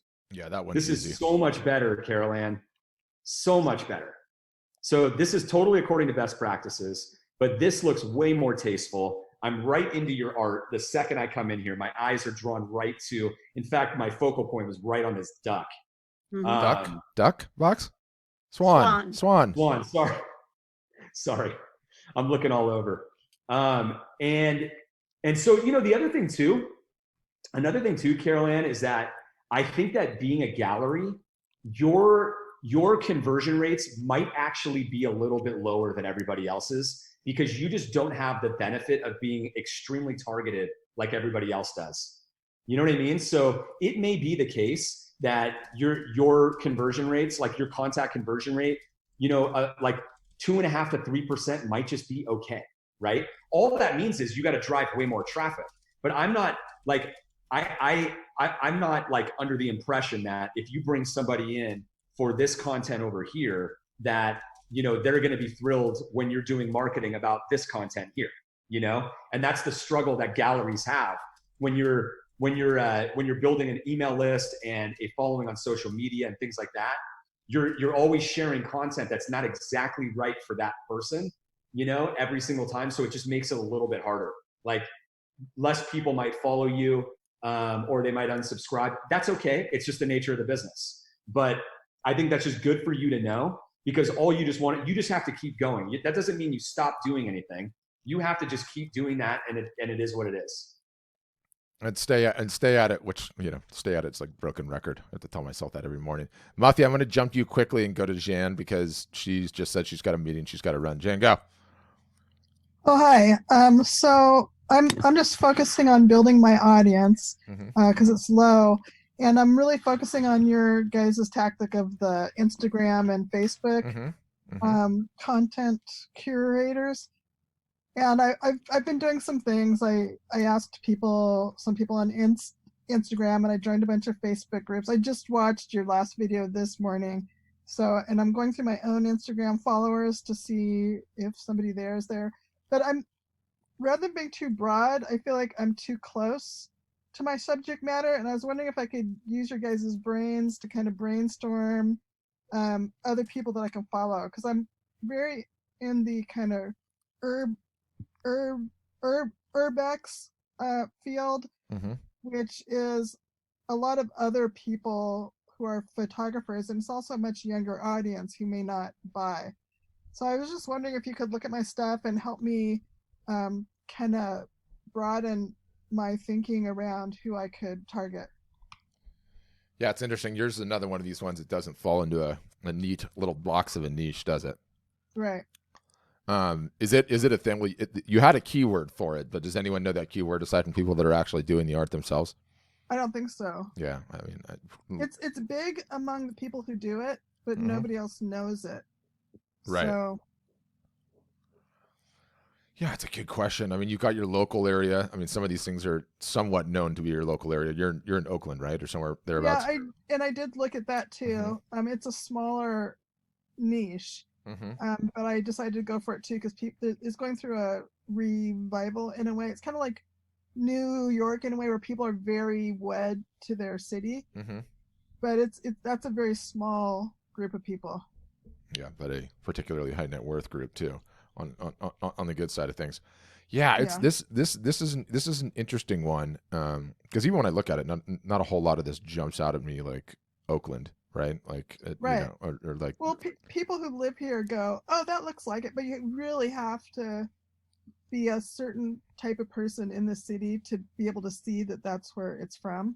Yeah. But people do come up and go, "Oh, that's that place," and "Oh, that's that place." But it's so you got Oakland, and there's definitely Oakland's a big enough city that there is some stuff that you can go on, and I think it's probably bigger than you think it is. But then also, like, you know, this urban decay graffiti stuff. You know, there's some hip hopping dovetails there. There's probably some sneaker dovetails there. There's probably some music ones that play into it. I mean, I don't know who normally buys your stuff, because I know back in the pre-COVID days, you displayed in person a whole bunch, right? Who are your normal buyers? Well, I'm not getting a lot of buyers. I have one collector, and he is a .comer, and he's got a few of my pieces, and people tend to buy like my cards, which are a much lower price point. They're only like $4, right? Right. I have a lot of people say they love it, and I should buy this. I'm just running a sale, and somebody's asked me to extend it a day so that she can buy, and I've got another person who's been saying they're going to buy for months, and it's just not. I feel like I'm not hitting the right people. It strikes me as I'm scrolling down here, Zan, that like I see Oakland all over this, right? And I think you have I see Berkeley too, but I think Oakland, right?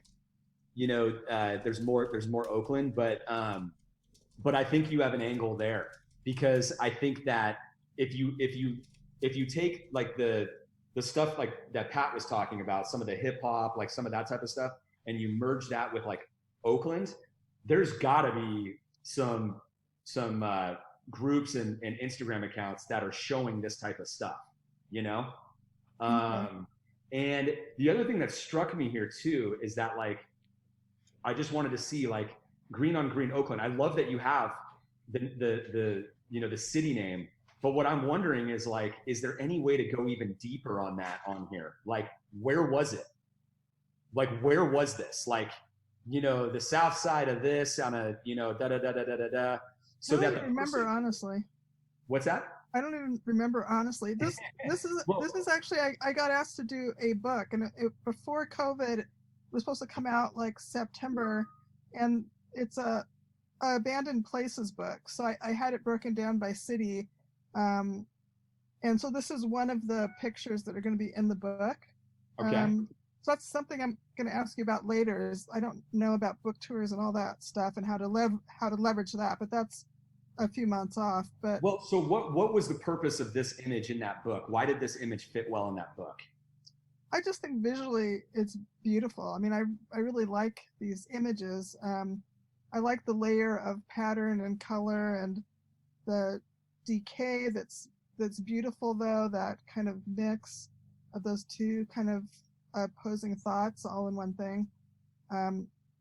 Yeah, so I don't know if I answered your question. Yeah, you did. I'm trying to dig out of you, you know, what it is that, you know, inspired you to make this, and I'm trying to draw the connection to Oakland somehow.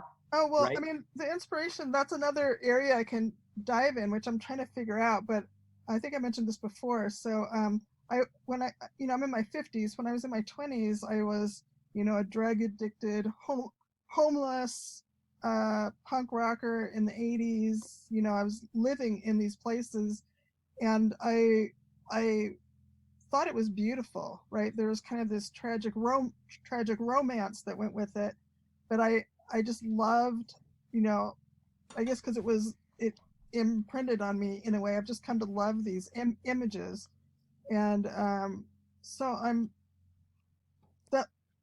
that's how it ties in. And I'm in Oakland now, so I'm drawn to that aspect of it here. If I was whatever city I was in, I would be drawn to it.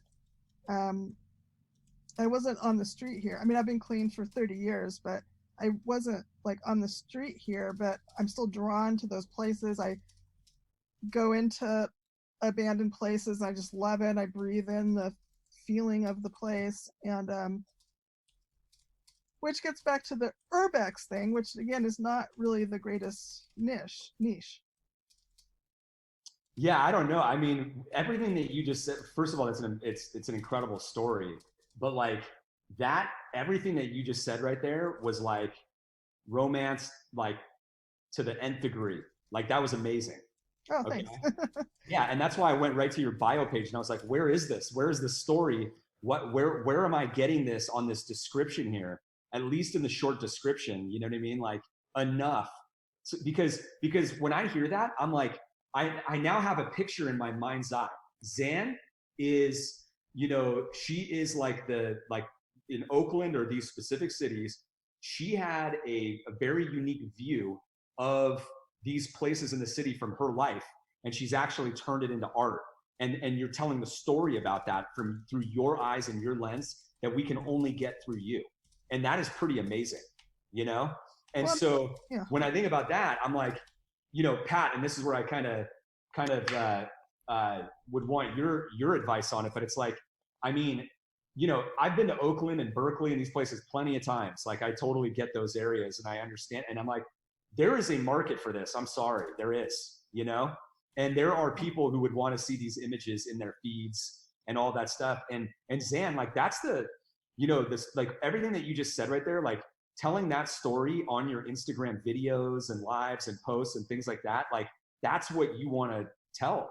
Because that is so, that is a serious, like the person who created this once lived in these types of buildings and like had an experience with that. And she's telling her story through it, you know?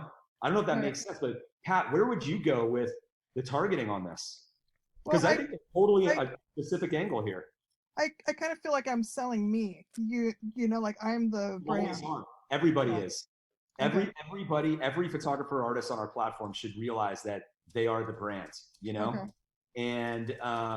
And as a consumer, as an art consumer, it's your story that we want to know. We want an inside glimpse into your world. So whenever I tell like photographers or like I was saying, like on the last one or the one before, I was advising one photographer, like, you know, get up in the morning, do a video and talking about how you're going to approach this shoot you're going to go do, or the shot you want to get, right? And then get there and then, you know, do it again and show your equipment set up, you know, take a picture with your phone if you have to of your equipment set up. And like when you're about to take it and what the lighting is. And then, you know, and then of course, like you talking about your pieces and holding your pieces, but it's an inside, the easiest way to think about it is give us an inside look into your world, into your creation process, you know, and so for a painter, it's obviously like, you know, progress, like painting progress and talking about it as you kind of go through it. And so I think there's a total angle here for sure. And some good stuff popping up into the comments too. It needs more thinking, right? You know, but I would like, the first thought in my head is like, I would be looking for residents of these areas, number one, right? And I would be looking at like who the people are that would want this art on their wall and who are they following, right? Reverse engineer it, go the other way around. Who would want this stuff on their wall generally? And who are they following? What types of accounts are they following? Yeah, and we can address this again too. It's an interesting niche because, you know, like it's raw, it's rough, it's the streets. Who has money to pay for the streets? Are there high net worth individuals that are in there and on the streets? I definitely like the narrative side of things. And I don't know. I don't have all the answers on this one. There's a crossover here with graffiti art too, because the people that like graffiti art probably are very close to your customer. You've got graffiti all over your images, you know? But I also think like, just that, like, that's why, Zan, I don't know if this is the right answer, but the reason I asked you this, I just want you to know so you can think about it, was like, where was this, right? Like, if you generally know where it was, not the exact address, and you know, you're constantly talking about these areas and cities and towns and of Oakland, and you're bringing out the art from it, from your view. That's something that the residents of Oakland can connect with, and then now you have something you can laser target. And we'll deal with that again. And Leslie put in an interesting comment. You know, basketball stars and fans. It's definitely urban culture that I would go on. But anyway, okay. And I jumped the queue. It's my fault because Zan said she had a meeting, and then David said he's got 10 minutes left. I will not jump the queue ever again after this. It's a hard and fast rule. I made the mistake. No queue jumping. Okay, David, go. It's the last time I'm ever going to do it. David, go ahead. Okay. Well, actually, hi everybody. Yeah. Yeah, you asked me to ask the question, Yeah. and I don't remember exactly what it was. Yeah, no. It was good, and I love this question because I have a way I think I'm going to answer it. Was about Instagram, Chimp, and Facebook, and yeah. So you've been at it for a little clip. Okay, here it is. I just came across. No, that's not it. I don't know where it is. I had it in there, but you can express the general frustration, which is you feel like you've been at it for a little time and you haven't been any traction. Is that the long and the short? Zero. Yeah, zero. Well, I mean, look at my conversions. Mm-hmm. I mean, go ahead and take a look at that. It is frustrating. How are you selling before you came to Art Storefronts, and before is this like your first time being online? I've always sold in gallery. Yeah, it's first time online. Yeah, I've always sold in galleries. And at art shows. Not art shows, but yeah. What's that? You never sold direct, right? No. Okay. Yep. And so, and you never had a website in the past that you actively marketed. Right, exactly. So I've been following the playbook. I've done the giveaways. I've done the posts. I've done the romance things. I've done the. I feel more. I think comfortable on Facebook because I think that people are able to see the photos in a little better light. My sense is that if people are going to make a purchase, an art purchase, they're going to want to see it on a larger screen. That's just my feeling about it. I don't know necessarily. I mean, I'm sure people are buying them other ways. Instagram has been fine. It's never really translated. Facebook, I just did this boost the last 4 days. I spent $20. It was very effective. As far as getting new followers, it was very soft sell. Could not be softer. It was just some pictures of nature. Just since everyone's locked inside, here's just some greenery, and there's a forest right here that I took some pictures of. People loved it. I mean, the response was crazy. I mean, way off the charts of anything else I've ever posted. And we've got your stats pulled up. Turn into followers, but now what do I do with them? Nick, go ahead on the stats. Okay, so this is a 3-month period right there, right? So, and I'm on the Conversion Doctor. Have you seen this report before, David? Yeah. Okay. So, 5.91% on your direct traffic is pretty low. Direct traffic are people that are literally like typing it, like they probably know you or heard about you somewhere, and they typed in your web address into Google and came directly to the site without having clicked somewhere else. This should be higher, but notice how there's 0% on all your Facebook right here. Oh. That's a sign that either your lead capture is not according to best practices, and or the people that are coming to the site from Facebook are not targeted, because they're not caring to get your discount that you're freely giving away, right? And this is what works, across the board on the platform. That's why it's actually important to know this, because this is how you know whether the people that you're spending time on are actually worthwhile or not, and whether, if you've got to pivot a little bit. Looking at your lead capture, this part right here is a perfect example of something that seems harmless, but it's enough to kill your lead capture rates, because people are coming to the site very quickly, and you're just like, give me your email real quick if you want a discount, right? Right. You're not asking them for, they're not like, how many emails are you now going to send me, right? Like, I just want 20%, right? And so it's a very quick, the best practice is just very quick, let it go. So I would imagine by removing that, these numbers this number would go up, and you may get action on these. I don't know. I can't say, we'll have to turn it off. We'll have to turn this stuff off as long as you're okay with it, or you'll have to turn it off. Yeah. Turn it off. Yeah. So just when things, here's the other thing. When things are not working, best practices across the board. Okay.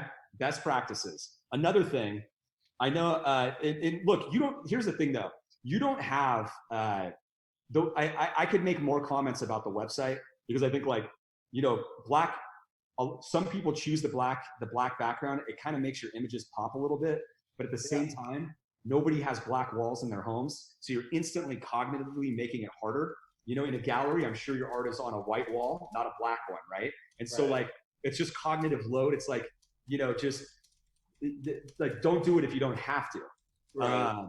But the thing is here is that remember that that Google says a 1% to 2% conversion rate, and 2% is if you're doing everything right, like all the things I'm talking about. Your site is right, all that type of stuff. So like if we say 1%, then over 3 months, you're kind of averaging let's say 100, 100, 100 or something like that, right? Or 125 or whatever, right?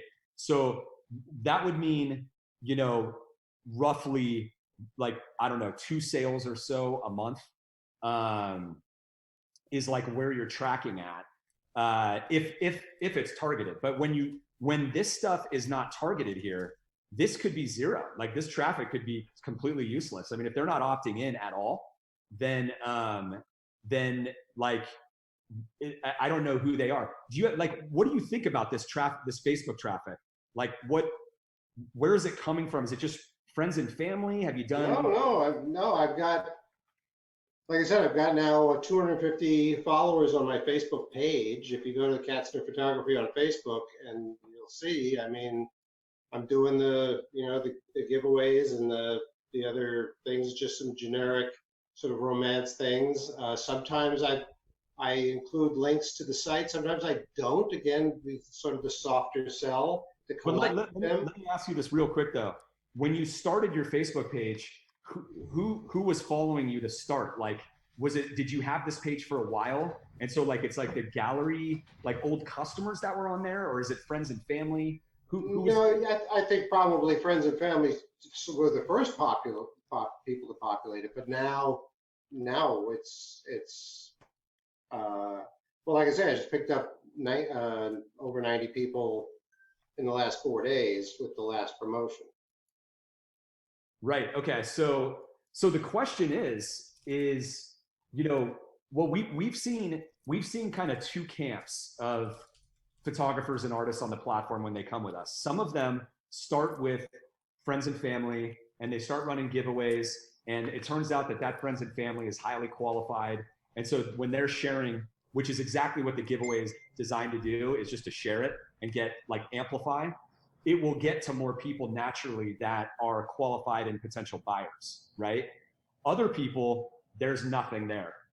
It's literally like, whatever that is, like all you're doing is amplifying non-buyers, right? And so the number one thing that you have to do is start working on other incoming lead strategies so that you can so you're fishing in other ponds to bring in and find the people that are actually going to buy from you and are targeted, and have some sort of connection to your work. Does that make sense? Yes, I think, yeah, I mean, I was pretty targeted with the people that I thought a pretty good target with the boost. And well, I mean, like I said, I got 9,000. The boost is not, I would not be doing boosts right now. It's way too early. Yeah, because you just don't know who the right people are yet. So you're boosting to no man's land, kind of. You know what I mean? Okay. It's a little too early. Pat, what are your thoughts on that? Yeah, I mean, a couple. One, I know all too well the frustrating spot that you're in. You're like, I've been a photographer for a long time. I've sold fantastically offline. What the hell is going on? I'm plotting and plowing early at this, and I'm not getting anywhere. And guess what? It sucks. No one cares how long you've been a photographer. Internet doesn't care how long you've been a photographer. It's going to come down to your marketing now, and it takes time. And when you start a new digital entity, it takes years to get it spun up and to really get going. And it's a hard thing to hear, especially early on. As long as your work has sold offline, it will sell online. That part's sorted. If you haven't been able to sell offline, that's a much bigger problem and a different topic of conversation. You've already passed that threshold, so now you just have to stay at your marketing and stay at it. And when you look at the site manager, it's like there's just not a lot of traffic coming back to the site because you're still gearing up and you're still getting going. And early on, it takes time. It sucks. I know. It's a bummer to hear, but you have to just keep grinding. You have to keep grinding. You have to get through a Q4. Okay, so Nick, you thought the black doesn't work. You don't have a website problem right now, though. But I mean, like, you just like you have to focus on traffic. Like the workshop on Friday is like that should consume like 90% of your time. Like everybody. I mean, David, you got the same problem as everybody else, right?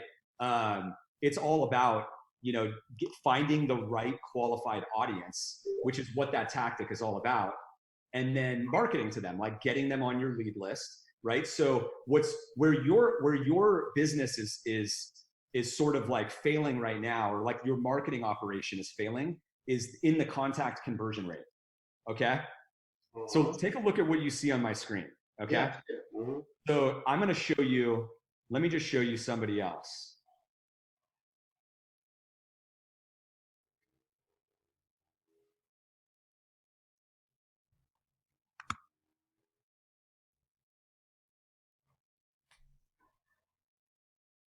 So seeing stuff more like this, like in the 3s, 4s, 5s, like on the average, it should generally kind of try to be in the 5% range. You know what I mean?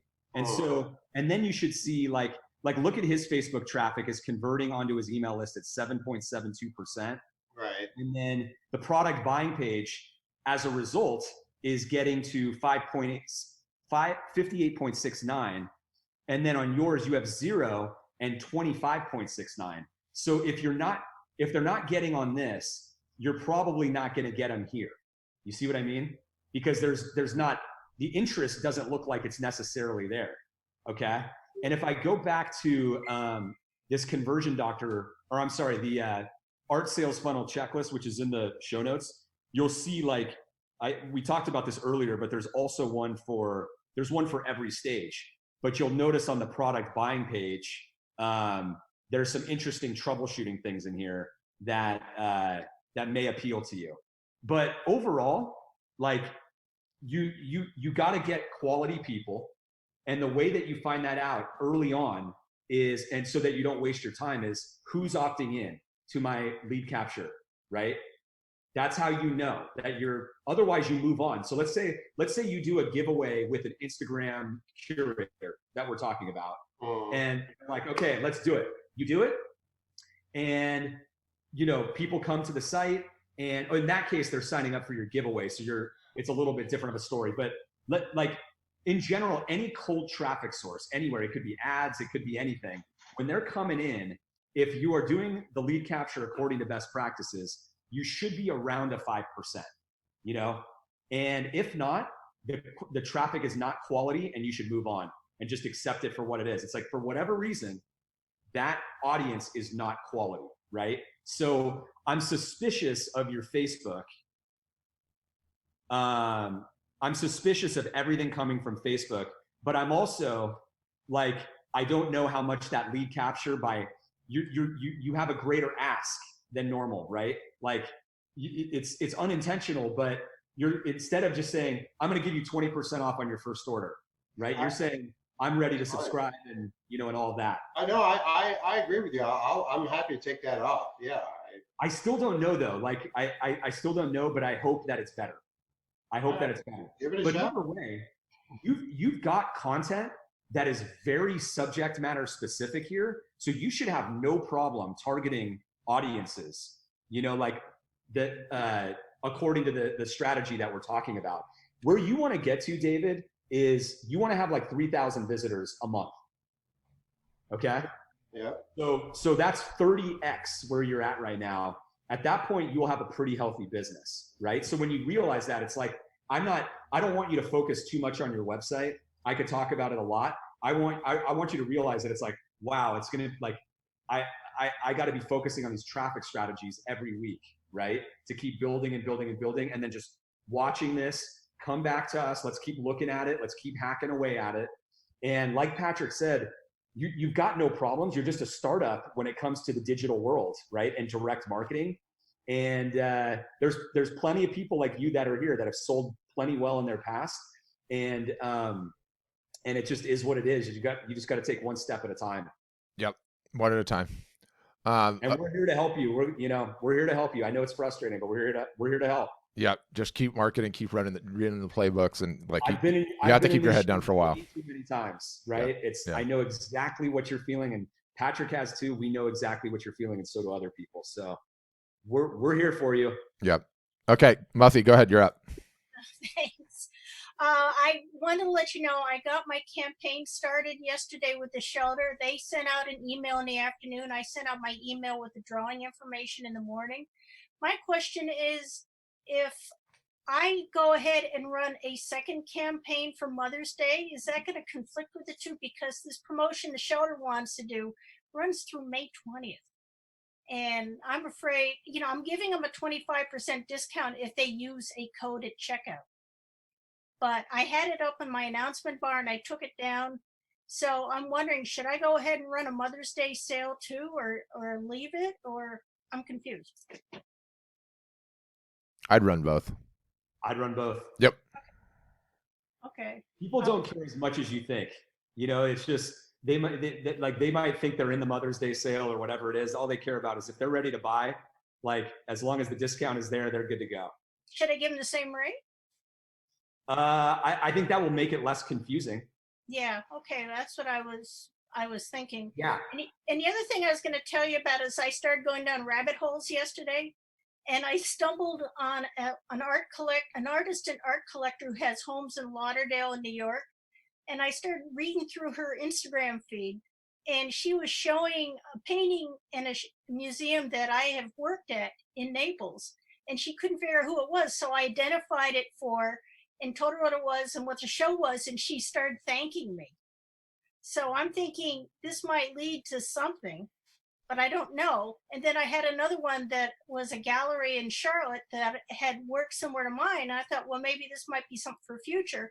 And I pitched her, and she just wrote me back a little bit ago and said that she only likes to work with people in her gallery. And I said to her, well, I appreciate you getting back to me. Would you consider me down the road, as a new artist? So it is going somewhere. It's just like everything else, taking time. Yep. The grind.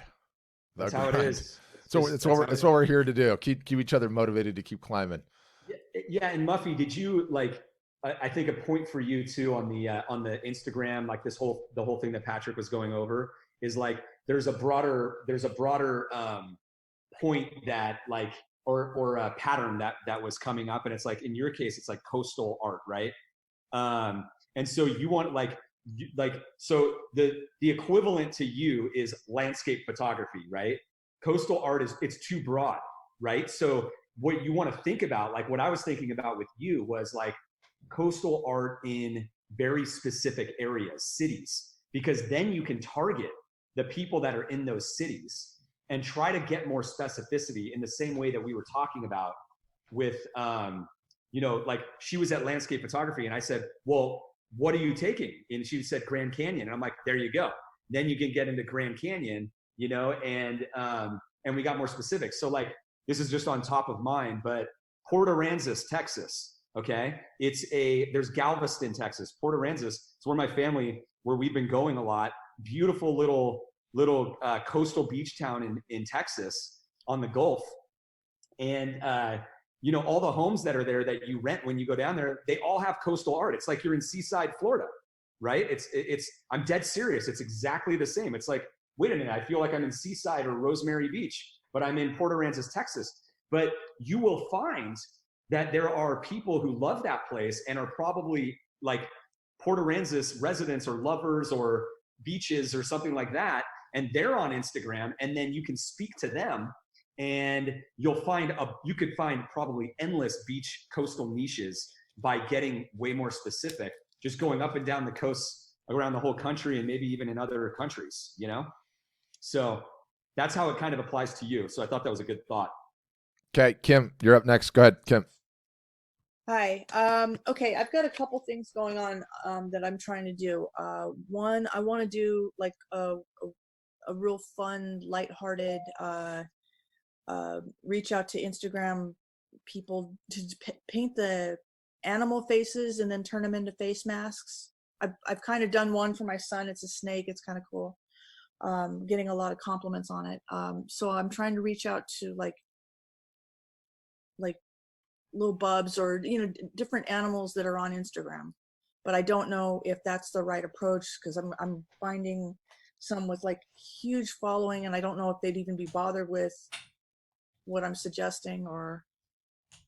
Yep, you got to give it a shot. You won't know unless you know. Yeah. You got to just give it a shot. Yep.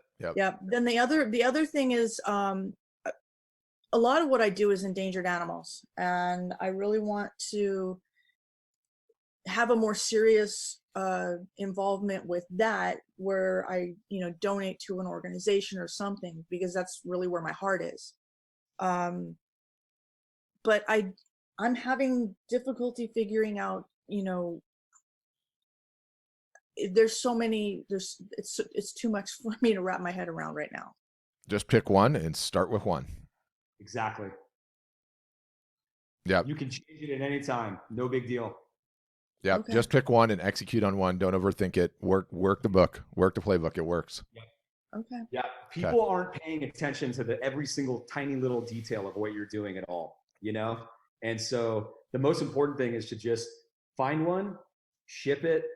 And as we always say, just ship it and see how it goes. Yep. Just see how it goes. It's all you can do. The best thing that you can do is get something in the water, as we say. Just get it in the water. I mean, I can't tell you how many times Pat, you have to say that to me, or I have to say it to you. All We the say time. it to each other all the time. Human We say it tendency. to everybody in the company. It's like, wait a minute, I'm thinking about this and I'm thinking about that. And as soon as I say that, he just says, just get it in the water. Just get it in the water. We don't know. And it's like, yes, of course, I'm overcomplicating it. Whenever we're overcomplicating it, there's always somebody that says, just ship it, just get it in the water. And it is 100% the right strategy.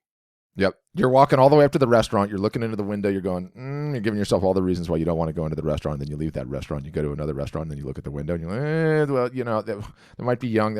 No, go into the restaurant, order something, and then leave if it's not good. Next restaurant. That's it. And don't change your whole website. Don't do you just kind of limp into it, right? Like you don't have to change your entire business or do anything. Just start doing it and then see if it resonates and see if it feels good for you and if you like it. Like start small. Don't overcomplicate it. Don't make it too big, but just get it in the water. Yep. And rule number 1, you have to do it a bunch of times. So just start shipping. That's it. So that's the mantra. Okay, Beck Watkins, go ahead. You're unmuted. Oh, I forgot my hand was raised. Well, it was raised. Okay, I was back when we were looking at sites trying to find our niche and trying to figure out what mine is. Got a little difficulty. So I was going to ask to have you look at it, but if we can do that another time. No, let's look at it now, Beck. What is this? Is it Becca Watkins, or can you remind me? Oh yeah, I've got it. BeccaWatkinsArt.com. I can send it here. I got it. Pat, I'm going to share the screen. Yep. So, I'm not painting dogs, so it's not super easy. I'm painting I have stories to think. A little off here on the best practices, Beck. A little off. You know that though, right? Well, yeah, I do. We don't have to talk about it today, but as long as you know, as long as you know. Okay. So let's scroll down. Oh, you got a COVID piece here. I do. I have 2. So the woman at home is one, and the fighter cells, and the masked. I have three of them. Masked woman, this one? Yeah. And so the story is coming to that one. All right. So my art's changed a lot recently. I'm trying to find my niche. It's, I don't know. I've been down the rabbit hole on Instagram trying to find. And then that's a lot of older stuff I probably should start removing. You can see how different it is. Yeah, serious color. The interior designer thing is in play, I think, for sure. Cool stuff, though. Even your different styles, all of it is good. A lot of that stuff is sold. The originals are. Almost all that there is all gone. But, okay, so you want to focus on niche on these. So those top 6, maybe and then that woman there. So the top 6 are my newest pieces. Then those are all 2020. So my style's changing a little bit, but I need to find who wants this. I have all the originals. They're huge.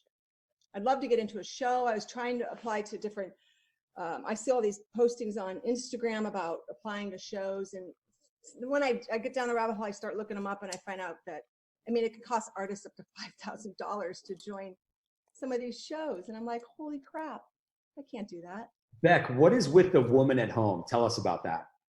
That was started right before the stay-at-home orders.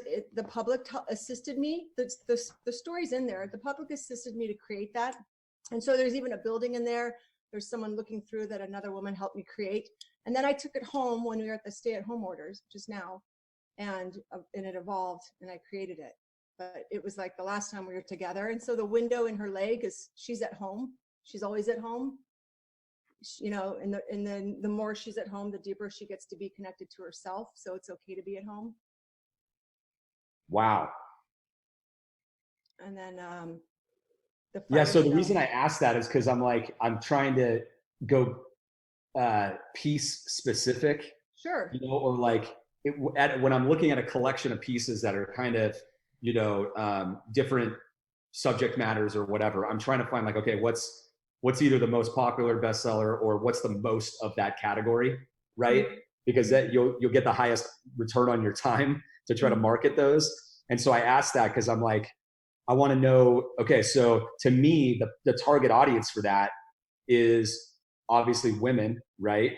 And probably maybe women that, you know, are big on like empowerment right now or something like that, you know. I mean, you have to tell me, right? Well, yeah, I looked that up too. And, you know, I can get into the rabbit hole with like, you know, like recovery groups, women empowerment. You know, I had an eating disorder for about 25 years that I'm recovered from. So a lot of it touches on like personal growth and things like that. But I don't know if that's my audience. A lot of those people are kind of messed up and they're not quite. Yeah, but you might have something temporarily, at least, just to tap into, you know, like the you know, because like I know that like my wife, you know, for example, she's like, we got 3 kids at home full time right now, right? And 7, 5, and 3 girls, and so it's just like it's like a madhouse, you know, and like it's just crazy. And so we've had a funny time. She, like every day she's got a new like funny thing that's some, you know, meme or a TikTok or I don't even know what it is that that's just kind of talking about like how hard it is and the frustration of it, you know. And so it just makes me think of like there's got to be something for you, for those women that are, you know, like, you know, going through that specifically, or where that might connect to them. And there's probably Instagram curator lists or influencers even, right, who are writing about it and talking about it and publishing these memes, and maybe you target them. That's only going to help you for these pieces, you know. But I think the concept of that, like unpack what I just said, right, the structure of it, and it's go specific into a piece or a group of pieces, and what is it about, who's going to connect with it, and then take those people who are going to connect with it and then go, who are they following? Where are they spending their time, right? What groups are they in? Who are they following on Instagram? And that's about the best you can do. Yeah. And then the next thing is, Beck, like in the future, I forget who we were talking about that with earlier. It was, I think it was Rick, is like, you know, if you want to, I mean, you're always painting what you want to paint, but like, you know, when Patrick was talking about niches and things that are popular, like trying to connect with maybe some of those things emotionally, and then take your style and tap into that, and you're going to have like serious home runs. Because your work is just phenomenal. It's like all you have to tap into is, you know, resonating with the culture, where the culture is as much, and providing value to them, you know, wherever that is, and connecting you with that, and you're gonna have no problems at all, you know. Okay, next up is Steve. Steve, you're up. Go. Hey guys, can you hear me okay? Yeah, we got you. Hey, Steve. Hey, thanks. Oh, how you doing? List update. How we doing? I gave up on it. Oh, sorry. I did. Well, because at one point, you know, we were going back and forth, and I reached out to the trade show, and I asked him. I said, "Who are these guys?" Right? And it turns out it was a third party selling me a list, and they're like, "Don't do it, don't do it, don't do it." And so, with all your guys' comments and support and them telling me don't do it, that's enough. That's enough. All right, on to the next. So I was hoping you guys could look at my site, just like everybody else here. I'm trying to find a curator that I can reach out to. And my Sellenberg.com, SELLENBURG.com, first initial last name. And I have this problem with the funnel too, is I just don't know really what my niche is. I paint what I want to. It's probably a problem. But if you go into bestsellers, you'll see those are the ones that I've actually sold in shows and I'm going to share my screen. How many pieces do you have on here, Steve? Roughly? Probably 40, 50, something like that. Okay. So we have photos. Go ahead. Have you heard the advice on, if you have less than 100, just put it all on your homepage? No. Okay. That's kind of recent. It's more recent advice in the last like maybe 60 days or so. I've been talking about it on these. But basically, if anybody out there that's on this has less than 100 images or around that, you can still have categories. Have them in your shop art, which you do right now. Don't change that, okay? But instead of having your homepage just be these 5 categories, just put everything on here and just rank it in best-selling order or most popular or whatever you think that is, right? Okay. And it will become self-evident why I recommend that if you simply go on your phone and start, or even on your computer, but your phone, it's even more evident, and start clicking around and see how hard it is to just look at all of your categories and images. You have like, you're going to have 5 page loads, you know, people going back and forth and all that stuff. And instead, if you just put everything on that page, literally in a matter of like 8 seconds, I will be able to scroll down and see every image on the spot and instantly, hopefully connect with something that you have. So I would make that change. That's something that will help. That's something that when you have a good amount of traffic, that's what helps increase your product page conversion rate. So sometimes I've seen people that actually have good traffic and they're like, Nick, why are people not getting to my product pages? There's only 2 ways to say that. Number 1, they don't like your images, you know, or number 2, because they're not clicking on them, right? Or number 2, they're not seeing them. They're not seeing all of them. And the only way that they're not seeing them is if you're making it hard for them to see everything, right? So I'm going into this a little bit more in deep so that everybody can hear it. But let's get into the niche like you were talking about. Should I go to bestsellers? That's probably the best place to start. Either that or the portraits. Okay, but Pat, these ones have all sold at one time or another. These have all sold at one time or another. Okay.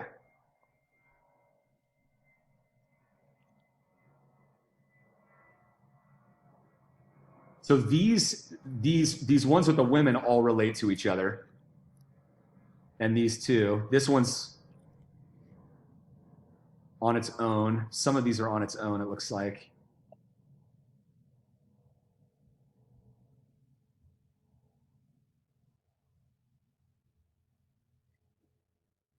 Yeah, I just haven't settled into one theme, like, you know, not doing the Grand Canyon or just doing landscapes or just doing portraits. I've kind of gone towards more commissioned. A lot of the pieces you're seeing are I've painted specific, like the 2 in the middle of the page there. Like this very one and specific. this one? Yeah, those are both on wine labels that I'm really proud of. Commissioned specifically for them. So I keep trying to do other things, but my requests keep coming back to doing, like, I kind of consider these like almost pinup type art, but it's not as exaggerated as pinup. Pat, what are your thoughts? Oh, he looks like he just stepped out. That's my problem. I feel like I'm all over the board.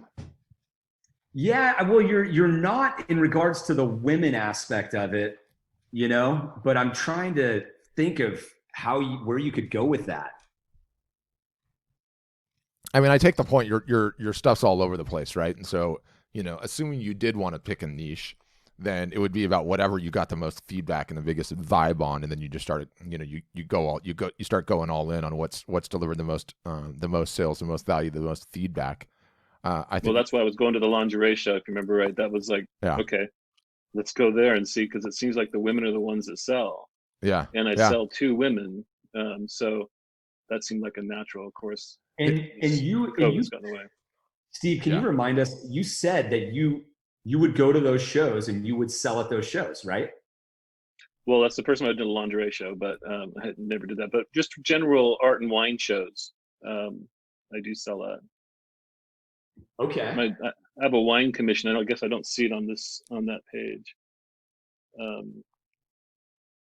Yeah. So that, like, just to reemphasize what Pat said is, normally when we're in a situation like this, we want to dig into your receipts and find out everything that you sold and where you sold it and what exactly the pieces were, because it's essentially the market kind of saying like, hey, this is your niche potentially, right? Mm-hmm.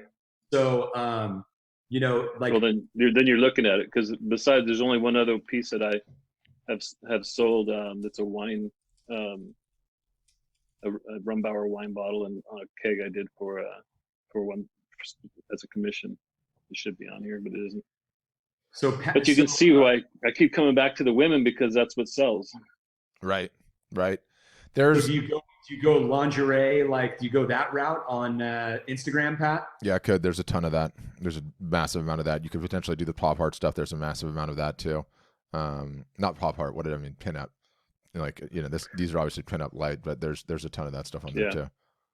And the problem with those is they get pretty raunchy pretty quickly. Yeah. I'm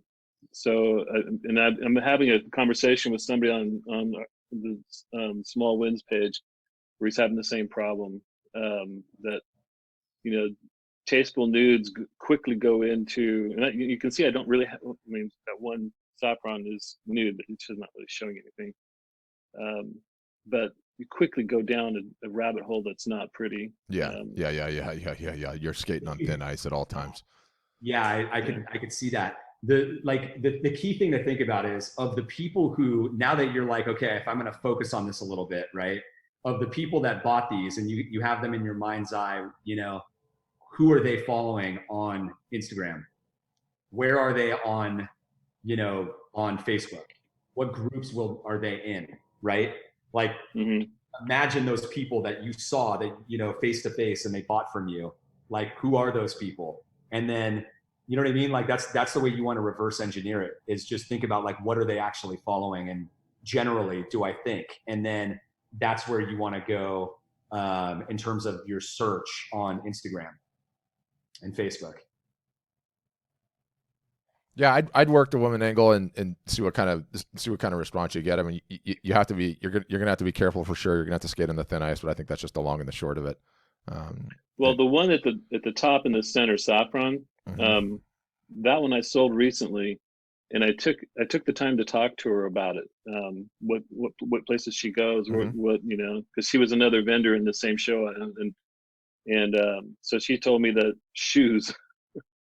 See, there you go. That alone could be the lead. Like, go and see some shoot pages, and I'm gonna go out on a limb and say there's probably more than a few shoot pages on Instagram. Yeah, I'm sure there are. Yeah, but that's good intel. That's good intel. That's workable intel for sure. That's exactly the type of creative stuff that you figure out by doing this, right? Yeah. So the other theme that I found is that people that buy my art are models or women who used to be models, but I don't have a ton of sales.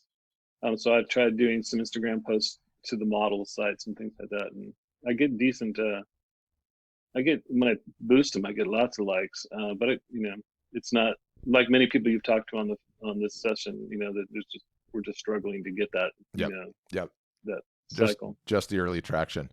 And again, this is like where you need to get creative, right? Because our normal advice would have been, get on the road, exhibit everything, see what emerges as a clear winner, and then go all in on that. But it's certainly harder to do in a digital capacity. So you got the right ideas. You got to just keep working and always be looking for something that emerges. And that little tidbit, that little piece of intel about the shoes that could be something, right? Next thing you know, you start painting more shoes, whether you want to or not. That's probably that could be a serious one, right? Because it's like you said, models, and models tend to like fashion, right? At least I think they do. But like, I think that the thing is who are they following? I mean, another thing that you could do, if you know who that woman was or some of the customers, go look at who they're following. You can see that, can't you? Yeah, sometimes. If you found their Instagram account. Sometimes, yes. Oh yeah, just go look at who they're following in particular. That's actually good. That's another thought for people who have sold quite a bit, or even if you haven't sold that much and you have some people who are like super passionate about your work. Like if you had like 10 or 15 or 20 of them, and you could look them up and just kind of look at who they're following and see if you see a pattern of some sort. Yeah. And this is just like the age old, like, do I need to have a niche or am I the brand? And you kind of just need to make a decision and go. And there's no right decision. And it's not an easy decision. You just have to start plugging away. And again, look for traction any which way you can get it. That would be what I would say. Debbie, you're up next. Debbie, go. Okay.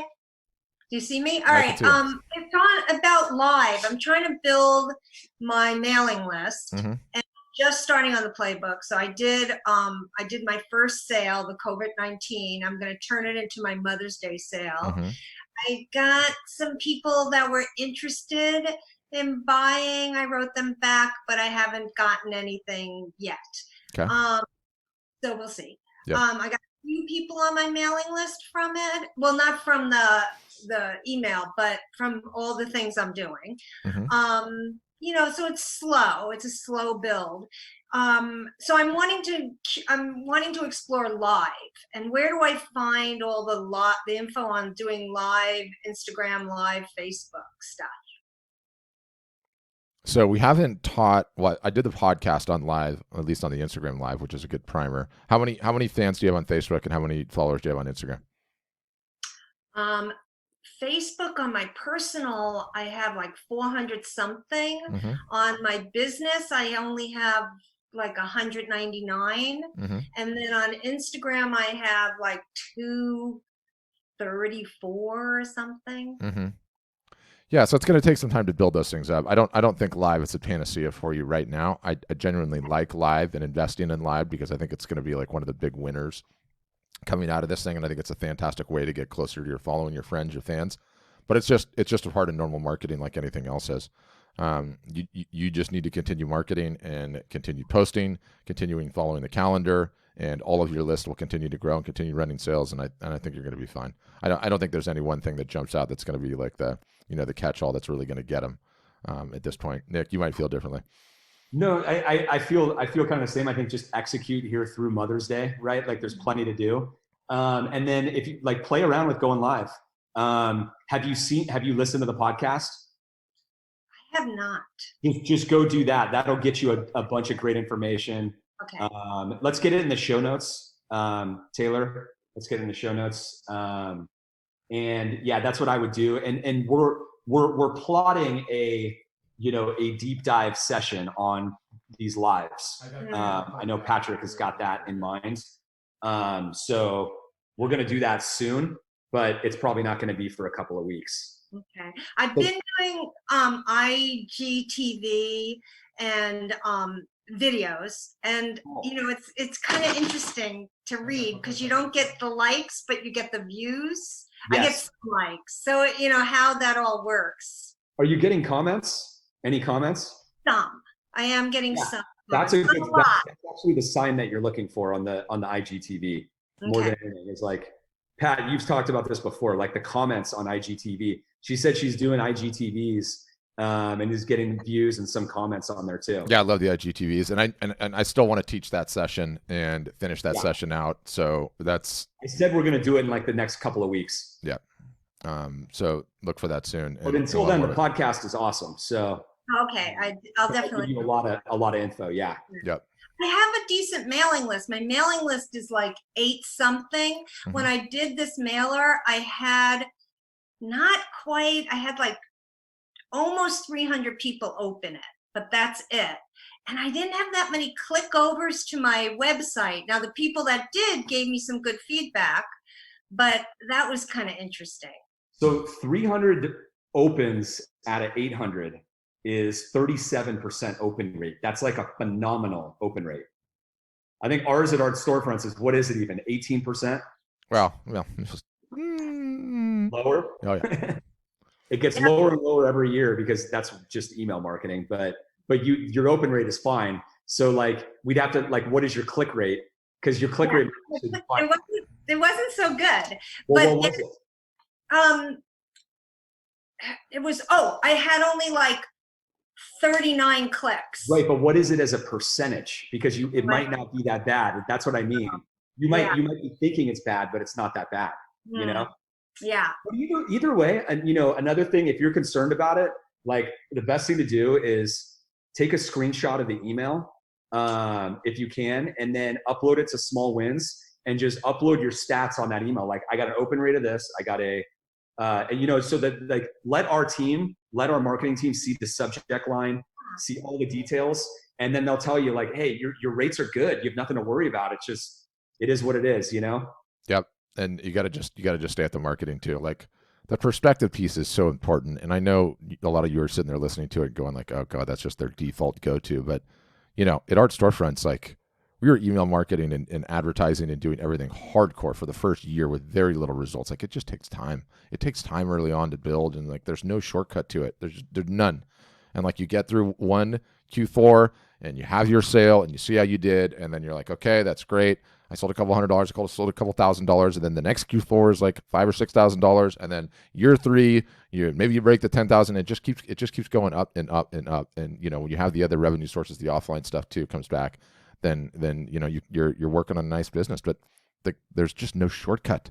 Like a lot of these questions, and the theme of a lot of these questions, like, what am I doing wrong? What am I doing wrong? What am I doing wrong? Why isn't this working? So you're not doing anything wrong. You just have to keep going. You just have to keep going. And it's just pressure over time. It's pressure over time. It's persistence. That's all it is. It's just constant iteration. Yep. And just doing it. Like, then don't let yourself get mentally down. You're not doing anything wrong. It's just part of the process. A lot of people, like, there's a saying in the startup world that like, most entrepreneurs fail not because they necessarily ran out of money, but because they gave up before the plane got off the runway. Isn't that funny? Like, a lot of them they just mentally get so beat up by it, and they don't have any help, and they end up giving up, and they might have been like right on the cusp of it, or Pat, like, they just don't understand that this is just how it goes. Yep. And it takes time. And it's like, they think that, you look at somebody like Meg Knappenberger, who we had on, she built her business for 9 years. You know what I mean? And like, for like, I forget what she said, but it was like 6 of the 9 years were like a total struggle for her. She couldn't figure out her niche. She couldn't get traction. And then she finally figured it out. That's how it goes. Yeah. Yeah. It's how bad do you want it? And also too, though, don't be critical with yourself early on. Like, well, what if I do this? What if I do this? It literally is just persistence. It's the best thing that we can give you, Art Storefronts, is say, these are the highest leverage things that you should be focusing on. If you're putting whatever available amount of marketing, energy, effort, time, treasure you have into the things that we know are not a waste of time, and then you couple that with staying consistent, you're going to be fine. You're totally going to be fine. You just have to work the program. We've seen it work 100% of the time. It's tried. Like, you just have to work the program and stay at it. But I know the persistence. Like, every time I say it, I feel like I'm one of those those stupid emotional, inspirational quote photos that they sell at the mall that's like hanging on the back. That's like the most cliched quote ever, right? But it's true. In this instance, it's just true. When you're building a business, it's just true. While we're on this topic, you guys, I wrote a 3-part series on mindset for entrepreneurs, particularly for artists and photographers. If you haven't seen it and you are struggling mentally, like you're up and down all the time with your business, go read those, please. Because I wrote those from my heart, like from my experiences as an entrepreneur and going through all the same things that you guys go through. And it's all in your head, right? Like, this whole thing is a game, and it's a mental process. And if you can psych yourself out when there's not even anything wrong. That's why we're doing these, frankly. That's why it's one of the things that I love about these more than anything, is because I hope that we can stop so many of you from, blaming yourself or thinking the wrong things, and just understanding, like, no, this is how it goes. Because it feels so good to know that other people have gone through the same thing and that it's actually normal, Yeah.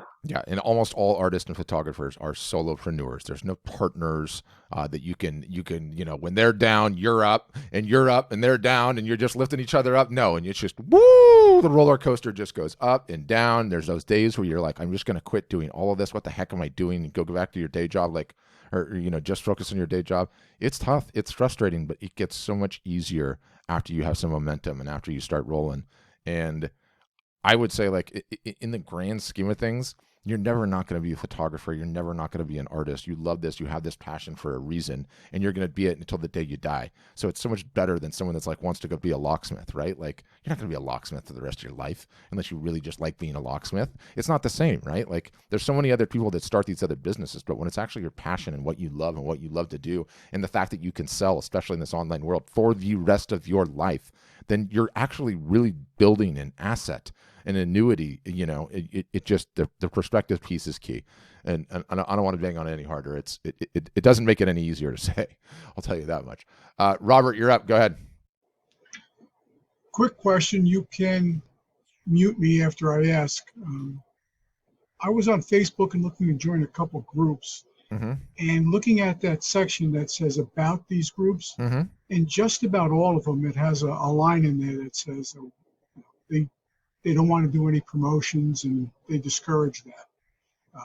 I'm not a pushy person by nature, and I didn't know if I was violating any etiquette or just go ahead and ask them anyway. Yeah, go ahead and ask anyway. This is we operate under the easier to beg forgiveness than ask permission way of doing business here, right? Like a lot of people are going to say no, and you know what? Don't care. Move on to the next one. That's why it's a numbers game. So and Robert, the other thing is like, I don't know if there's like, if you read between the lines of what they're saying, like some of them are just like, there's no promoting in this group, right? Because the normal human being goes in there and shills their products and doesn't ask permission and isn't tasteful about it, and they don't want that, right? So that's specifically what they're trying to get rid of. But the angle that we're going at here, you know, and the specific copy that we've written in the playbook to help you with this, is like we're trying to go to these people to say, look, I want to add value to what you're doing, right? Like you want to add value to that. It's not about you. I mean, of course it is about you too, but you're trying to create a symbiotic relationship with these people where it's like, hey, I'm going to give something away that's $200 to your group. Like, and you're running it. You're telling me how you want it to do. Like that language that you're seeing in all of those is to weed out the bad actors, is to weed out the person that goes into the bike group that has something to sell and post day one for sale. Sorry, moderators, I forgot to ask. Boom. That doesn't work, and they don't ever want to see that. But when you go into a relationship with these people, they are the admins. They run these groups. They can do whatever they want. So it's just a relationship. Yeah. So if you understand that, that's what you're going after, right? You're not asking for permission to sell your work in the group. You're going to the group moderator saying, let's do a giveaway so that this will be so great for your fans and, you know, and your group, you know? And, you know, remember, like last time we were talking about how, like, if the giveaways are designed to get shared and get promoted and things like that. And so I can only imagine that it's going to help them build their following and build their group size and make their group more, you know, valuable and more engaged. So all you can do is offer them that. And if they really still don't want to do it, then, you know, then you can move on. Or you know, if they're kind of into it or they're, you know, but maybe not, you can maybe even sweeten the deal a little bit for them specifically, but that's up to you. Yep. And don't worry about it. Just keep asking. That's the ball game. Okay. RPAC, Art Center. Go ahead. Hi. Hi. How are you? Good. How you doing? How are you? Good. So we're also new to this game. We've only been open since September. And what's your name? Just so we're not calling you RPAC. Oh, my name is Brooke. Hey, Brooke. So we're a little different. So we are an art gallery, but we're associated and directly related to an art center that we opened up first last July. Okay. And those artists have studio space with us. And as a resident artist, as we call them, they get an automatic exclusive showing in the gallery. So we're not looking for artists per se. We're looking on how to sell their work. Okay. And that's really the promotion. So, you know I'm kind of listening to all the ideas and the strategies on how to find followers and Instagram, but we're not necessarily looking for curators. We're not looking for artists. We're looking for buyers. We're looking for people who, you know, are looking to fill art on their walls or commission them for specific things. So how do we target those people? I guess, what is our niche? I haven't figured it out, I guess. Yeah, it's totally a different scenario and a different situation. And I'm assuming your gallery is shuttered up right now. It's closed. It is. So, I mean, right up front, we had you guys. So, you know, you are our platform from the get-go. And we've kind of been trying to spearhead, you know, everything on there. We've, you know, our employee who was at the gallery, we're kind of using him to look at all the back end information that you guys provide and kind of tell us what we should be doing to promote this whole online storefront. Yep. Wait, so Brooke, real quick, when you're talking about all the photographers and artists here, I just want to be clear. The strategy that we're teaching, everybody here is targeting buyers. There's not anybody targeting anybody else than buyers. No, I know, but it's really difficult when I'm looking online, you know, trying to find a profile or try to follow somebody. They're all artists. They're all. Oh, I see. they're all either other galleries. Do I want to be friends with gallery owners? Do I want to be friends with other artists? Do I look at a specific medium? You're like, what do I? So Carol Ann, who was on earlier, it's the same advice that I gave her, which is you need to take what I would do is I would look at who's the best selling artist with the best work that you have, right? Yeah, I heard you say that. That was great. Yeah, so that's what I would do, right? So take the top 5 or the top 10, and then you have to utilize this strategy, because that's ultimately the strategy of the gallery, right? Like, I mean, if you have an artist, you just have to market 10 artists or 15 or 20 the same way that we're teaching one, right? Like, if you want to sell a lot of their work, then you need to take their subject matter and then you need to market it. And the way to market it is to use their niches and find people who have an emotional connection with that subject matter that might ever buy it, and then run this playbook that we're doing here. And so that's what I would do.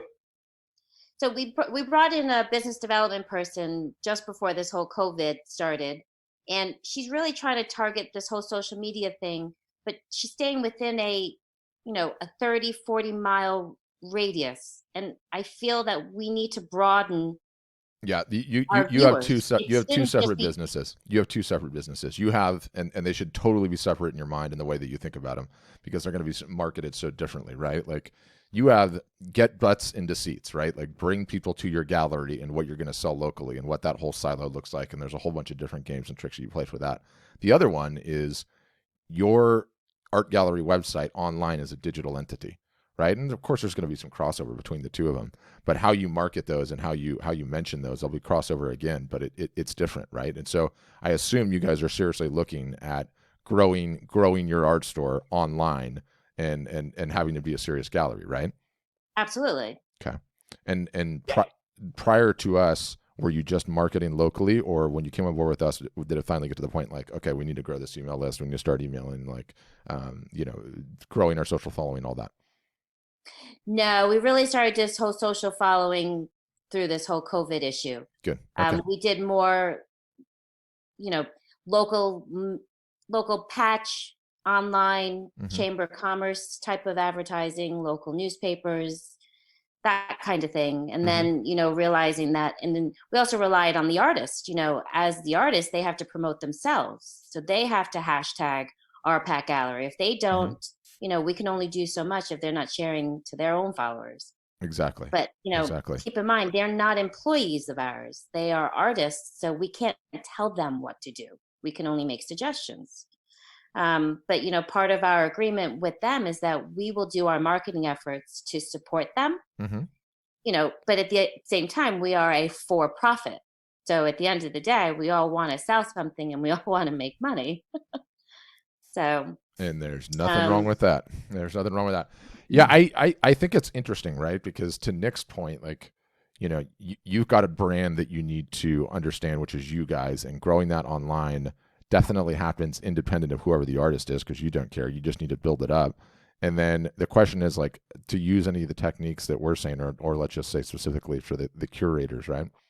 The curators, influencers, whatever you want to call it.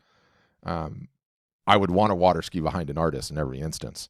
And then you go and you do a bunch of promotion for that artist. They're going to get some downstream action out of it. And then maybe they leave, and then you got to go and do it with another artist. So you at least have some variety there, though, to exploit. And I would absolutely exploit whoever the hottest artist is and probably just outmarket them. I would probably just outmarket them and probably use these techniques to get more exposure with their art than they would, and try to reap the benefit as much as possible. But at the end of the day, your digital business, just because it's a gallery, still needs to have an email list, still needs to have a robust Facebook fan page, needs to have a robust Instagram page, and you need to be sending emails on a regular basis. So none of that's going to change. But you certainly have some advantages, especially when everybody gets back in there and creating. You probably have a very cool looking space which you can constantly be showing off, constantly be switching up the different art stuff that you can do, constantly be filming their different stuff. I mean, I would, you got your biz development person, and that's well and good. I would figure out who's the digital marketing savant that knows video, because you can constantly be interviewing those folks. You can constantly be seeing them doing their process and doing their things, showing the finished work, potentially doing giveaways, hyping their shows, and then just growing the whole thing online. It'd be a fun thing to market for sure. But yeah, we started doing that. We started doing, an artist series. So we pick one artist a week and we start trying to promote them. They give a helpful tip, something they've, helped them get through something and, provide a quote and then show a finished product. I guess the question is, I should start focusing on medium. So if we have one artist who is the most popular and what we say is most popular is an abstract painter, we should target the abstract buyers, the abstract medium. Yep. And whatever their, whatever you think they're like most specific niche / is it color in the designers, or is there a subject material mixed in there, or an emotional story you can connect with? Like all the same rules apply. Okay. You it's just all have to, the same. So like exactly as we advised earlier, the abstract painters, right. and photographers, the same thing applies to you guys. You guys are just, the artist is the star and you guys are just facilitating them, right? And you're the brand that's like, it's like, here's the artist, here's his work and whatever, and all that stuff. And then like, RPAC Art Center, like you're facilitating them, right? But the marketing is everything that you need to do is exactly the same as everything that we're teaching here, just through that lens, right? You just have to do it with every artist. And so if we're saying, you got to find these different groups, you just do it artist by artist, as if like, you almost want to look at it like, what would they do? Or what would I do if I were them? Right? What would I do if I were them? And then try to create that content and try to target, what they would have to do on their own, which is essentially like, if they were here and we were talking to them, what would we tell them to do? And so that's essentially what you want to do. And you just want to focus your time on the ones that are going to get you the highest ROI. And you know what? In person, it may be like with the gallery in person, it may be easier with some of that abstract stuff. You might find that some of them are easier to target online than others. And that's just the way that it goes. That would not surprise me at all, But I'll tell you this, we have galleries that are on Art Storefronts that sell hundreds of thousands of dollars a year from their websites, So it can be done, and they're doing it. So you can do it too. It's just kind of the It's just marketing at the end of the day. I mean, that's it. It's just marketing. Yeah. I'm getting I know. I heard it. I don't know. Are you good now? It's more marketing. It's more work. But it's weird. I don't know what happened. Are you hearing the double? Check. Yeah. It's on my end. Anyway, let's keep moving. Craig, you're up next. Yeah. Hi. I've been getting. Yeah. There we go. Okay. I have been on since January, and the thing I've been focusing on is Facebook ads and boosting and stuff like that. I've been getting a lot of responses as far as the story that I tell about the art piece. It goes along. I mean, I could you check what do you call it? When I'm so new to the stats, everything on the back end. If you could check for me my progress that's on my website there. Yeah. And I also have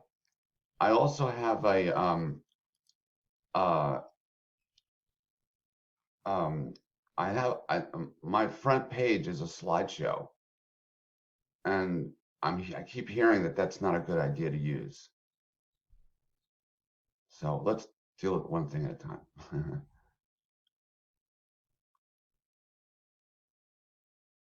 Pat? Yeah. Yeah, I can hear you, but I'm still getting the double. I'm not getting the double on my side now. Yeah. Is anybody else getting double audio on me? Are you okay? No. I'm here. Yeah, I'm hearing it. It's okay too. Go into the stats, Nick. Yeah. So looking at the last 3 months, you're very, very light on the traffic side. It's just way too early to tell. Your whole thing is, it's like the analogy that we've given in past sessions is like, you've got the restaurant, everything's ready to go. The tablecloths are there. The food is awesome because you're great at what you do, but nobody is in the restaurant. And so literally 100% of your time should be spent outside of the restaurant, getting people in. You know what I mean? Yeah. And so, you know, the truth is spending any time on the website right now is totally a waste of time and like any optimization. But, you know, so yeah, like I would just get rid of the billboard. Aside from that, you're fine. If you've got less than 100 images, just put them all on the homepage, as I was mentioning earlier. But again, like, you know, in general, like when you're this early and you don't have enough traffic, the marketing is the whole problem. When people really love your art, like there's nothing on the website that's going to stop them from buying it. It's just going to get a higher conversion rate with all the features, but you're going to see people will be contacting you and different things like that. So that's all I see. That's all I see. Like I would just get rid of this. Yeah. Stuff will move to the top. This stuff right here might be better for like a bio page. It's just pushing everything down, you know? Yeah. Or maybe, I'm sorry, what you could actually do is instead of having it in your lead content, that's where this is. It's called the lead content. Move it to your ending content, which will put it down here. Okay. So if you want, if there's a really important like single sentence that you want, then maybe put it right here at the top. Otherwise, just put it at the bottom. All right. But that's basically it. Aside from that, it is, you know, your next like, you know, your next 12 months. I mean, it's all about marketing, right? It's all about what we were teaching on Friday. Most important thing right now during the pandemic. Were you at that workshop by any chance? No, unfortunately, I could not be there. That's okay. We've got it recorded. So if you go to the art marketing calendar, like I was showing earlier, did you see that, or do you know where that is? I think so. Yes. So I'm happy to show it again. So right here under marketing resources, you just go to the art marketing calendar. Okay. And then this is like the one spot we're trying to have for everybody to like kind of have make it easy on you guys and have all the main resources here. So if you go down to the actual date, so Friday was what? It was the 17th. I know there's go to the tax. I click on this and I'll come down here and I don't know if I need to refresh this or if they're, I was mentioning our team is getting these in here. So like by the end of the day today, we will have on the day every workshop, but it's in the show notes today. So if I go to today, which is the 21st, you can see right here, the live workshop today, you're on it, right? And so I'll click on the show notes and then it has the how to contact art curators on Instagram and Facebook. Facebook and Instagram, right? But it'll be there. We'll have the one from the other day on there, so that you can watch that. But I would watch that, and that's what we're telling everybody to do right now. That's why we did that deep dive. So that'll help you get, you know, find people who are interested in your art. I mean, look, I'm a fan of Bob Marley. I like your work. Is that Freddie Mercury? Yeah. Yeah. So I mean. You've got you've got I can't remember her name, but what is her name again? Amy Winehouse. Yeah. So you are in a great situation, Craig, because like there are big audiences that love these people, right? Right. And if you use this strategy, you should be able to find Facebook groups and Instagram influencers and curators of people that are big fans of this stuff, you know? Right. So it's especially important. It's important for everybody because it's one of the only marketing things that you can do right now while we're all stuck at home. But this should be a great strategy for you, period. Like generally. So how do I get rid of that slide thing? I mean, should I just pick another template? It's called the billboard. Right. Oh, okay. So wait, that's somebody else's site. Let me just do it right now. You want me to just do it for you? Sure. You got the CEO of the company. The CEO of the company helping me out. All right. There you go. So you see right here, this is for everybody to see, right? The billboard. Yes. So just go none, and then we'll go save.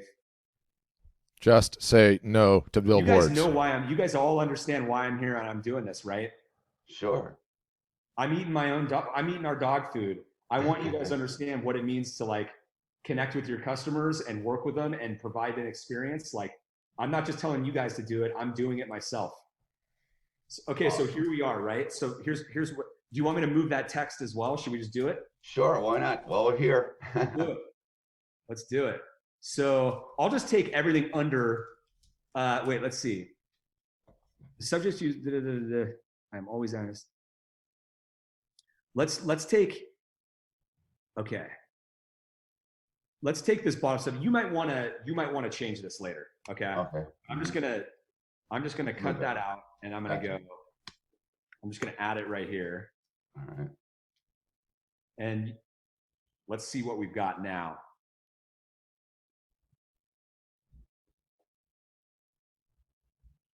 Okay. I would also. Do you mind if we change your theme to a different theme? Of course not. Of course, okay. Sure. That was my next question. I would not go with the black. If you really want the black, I would go with the sleek. In fact, we're working on theme 3.0. These are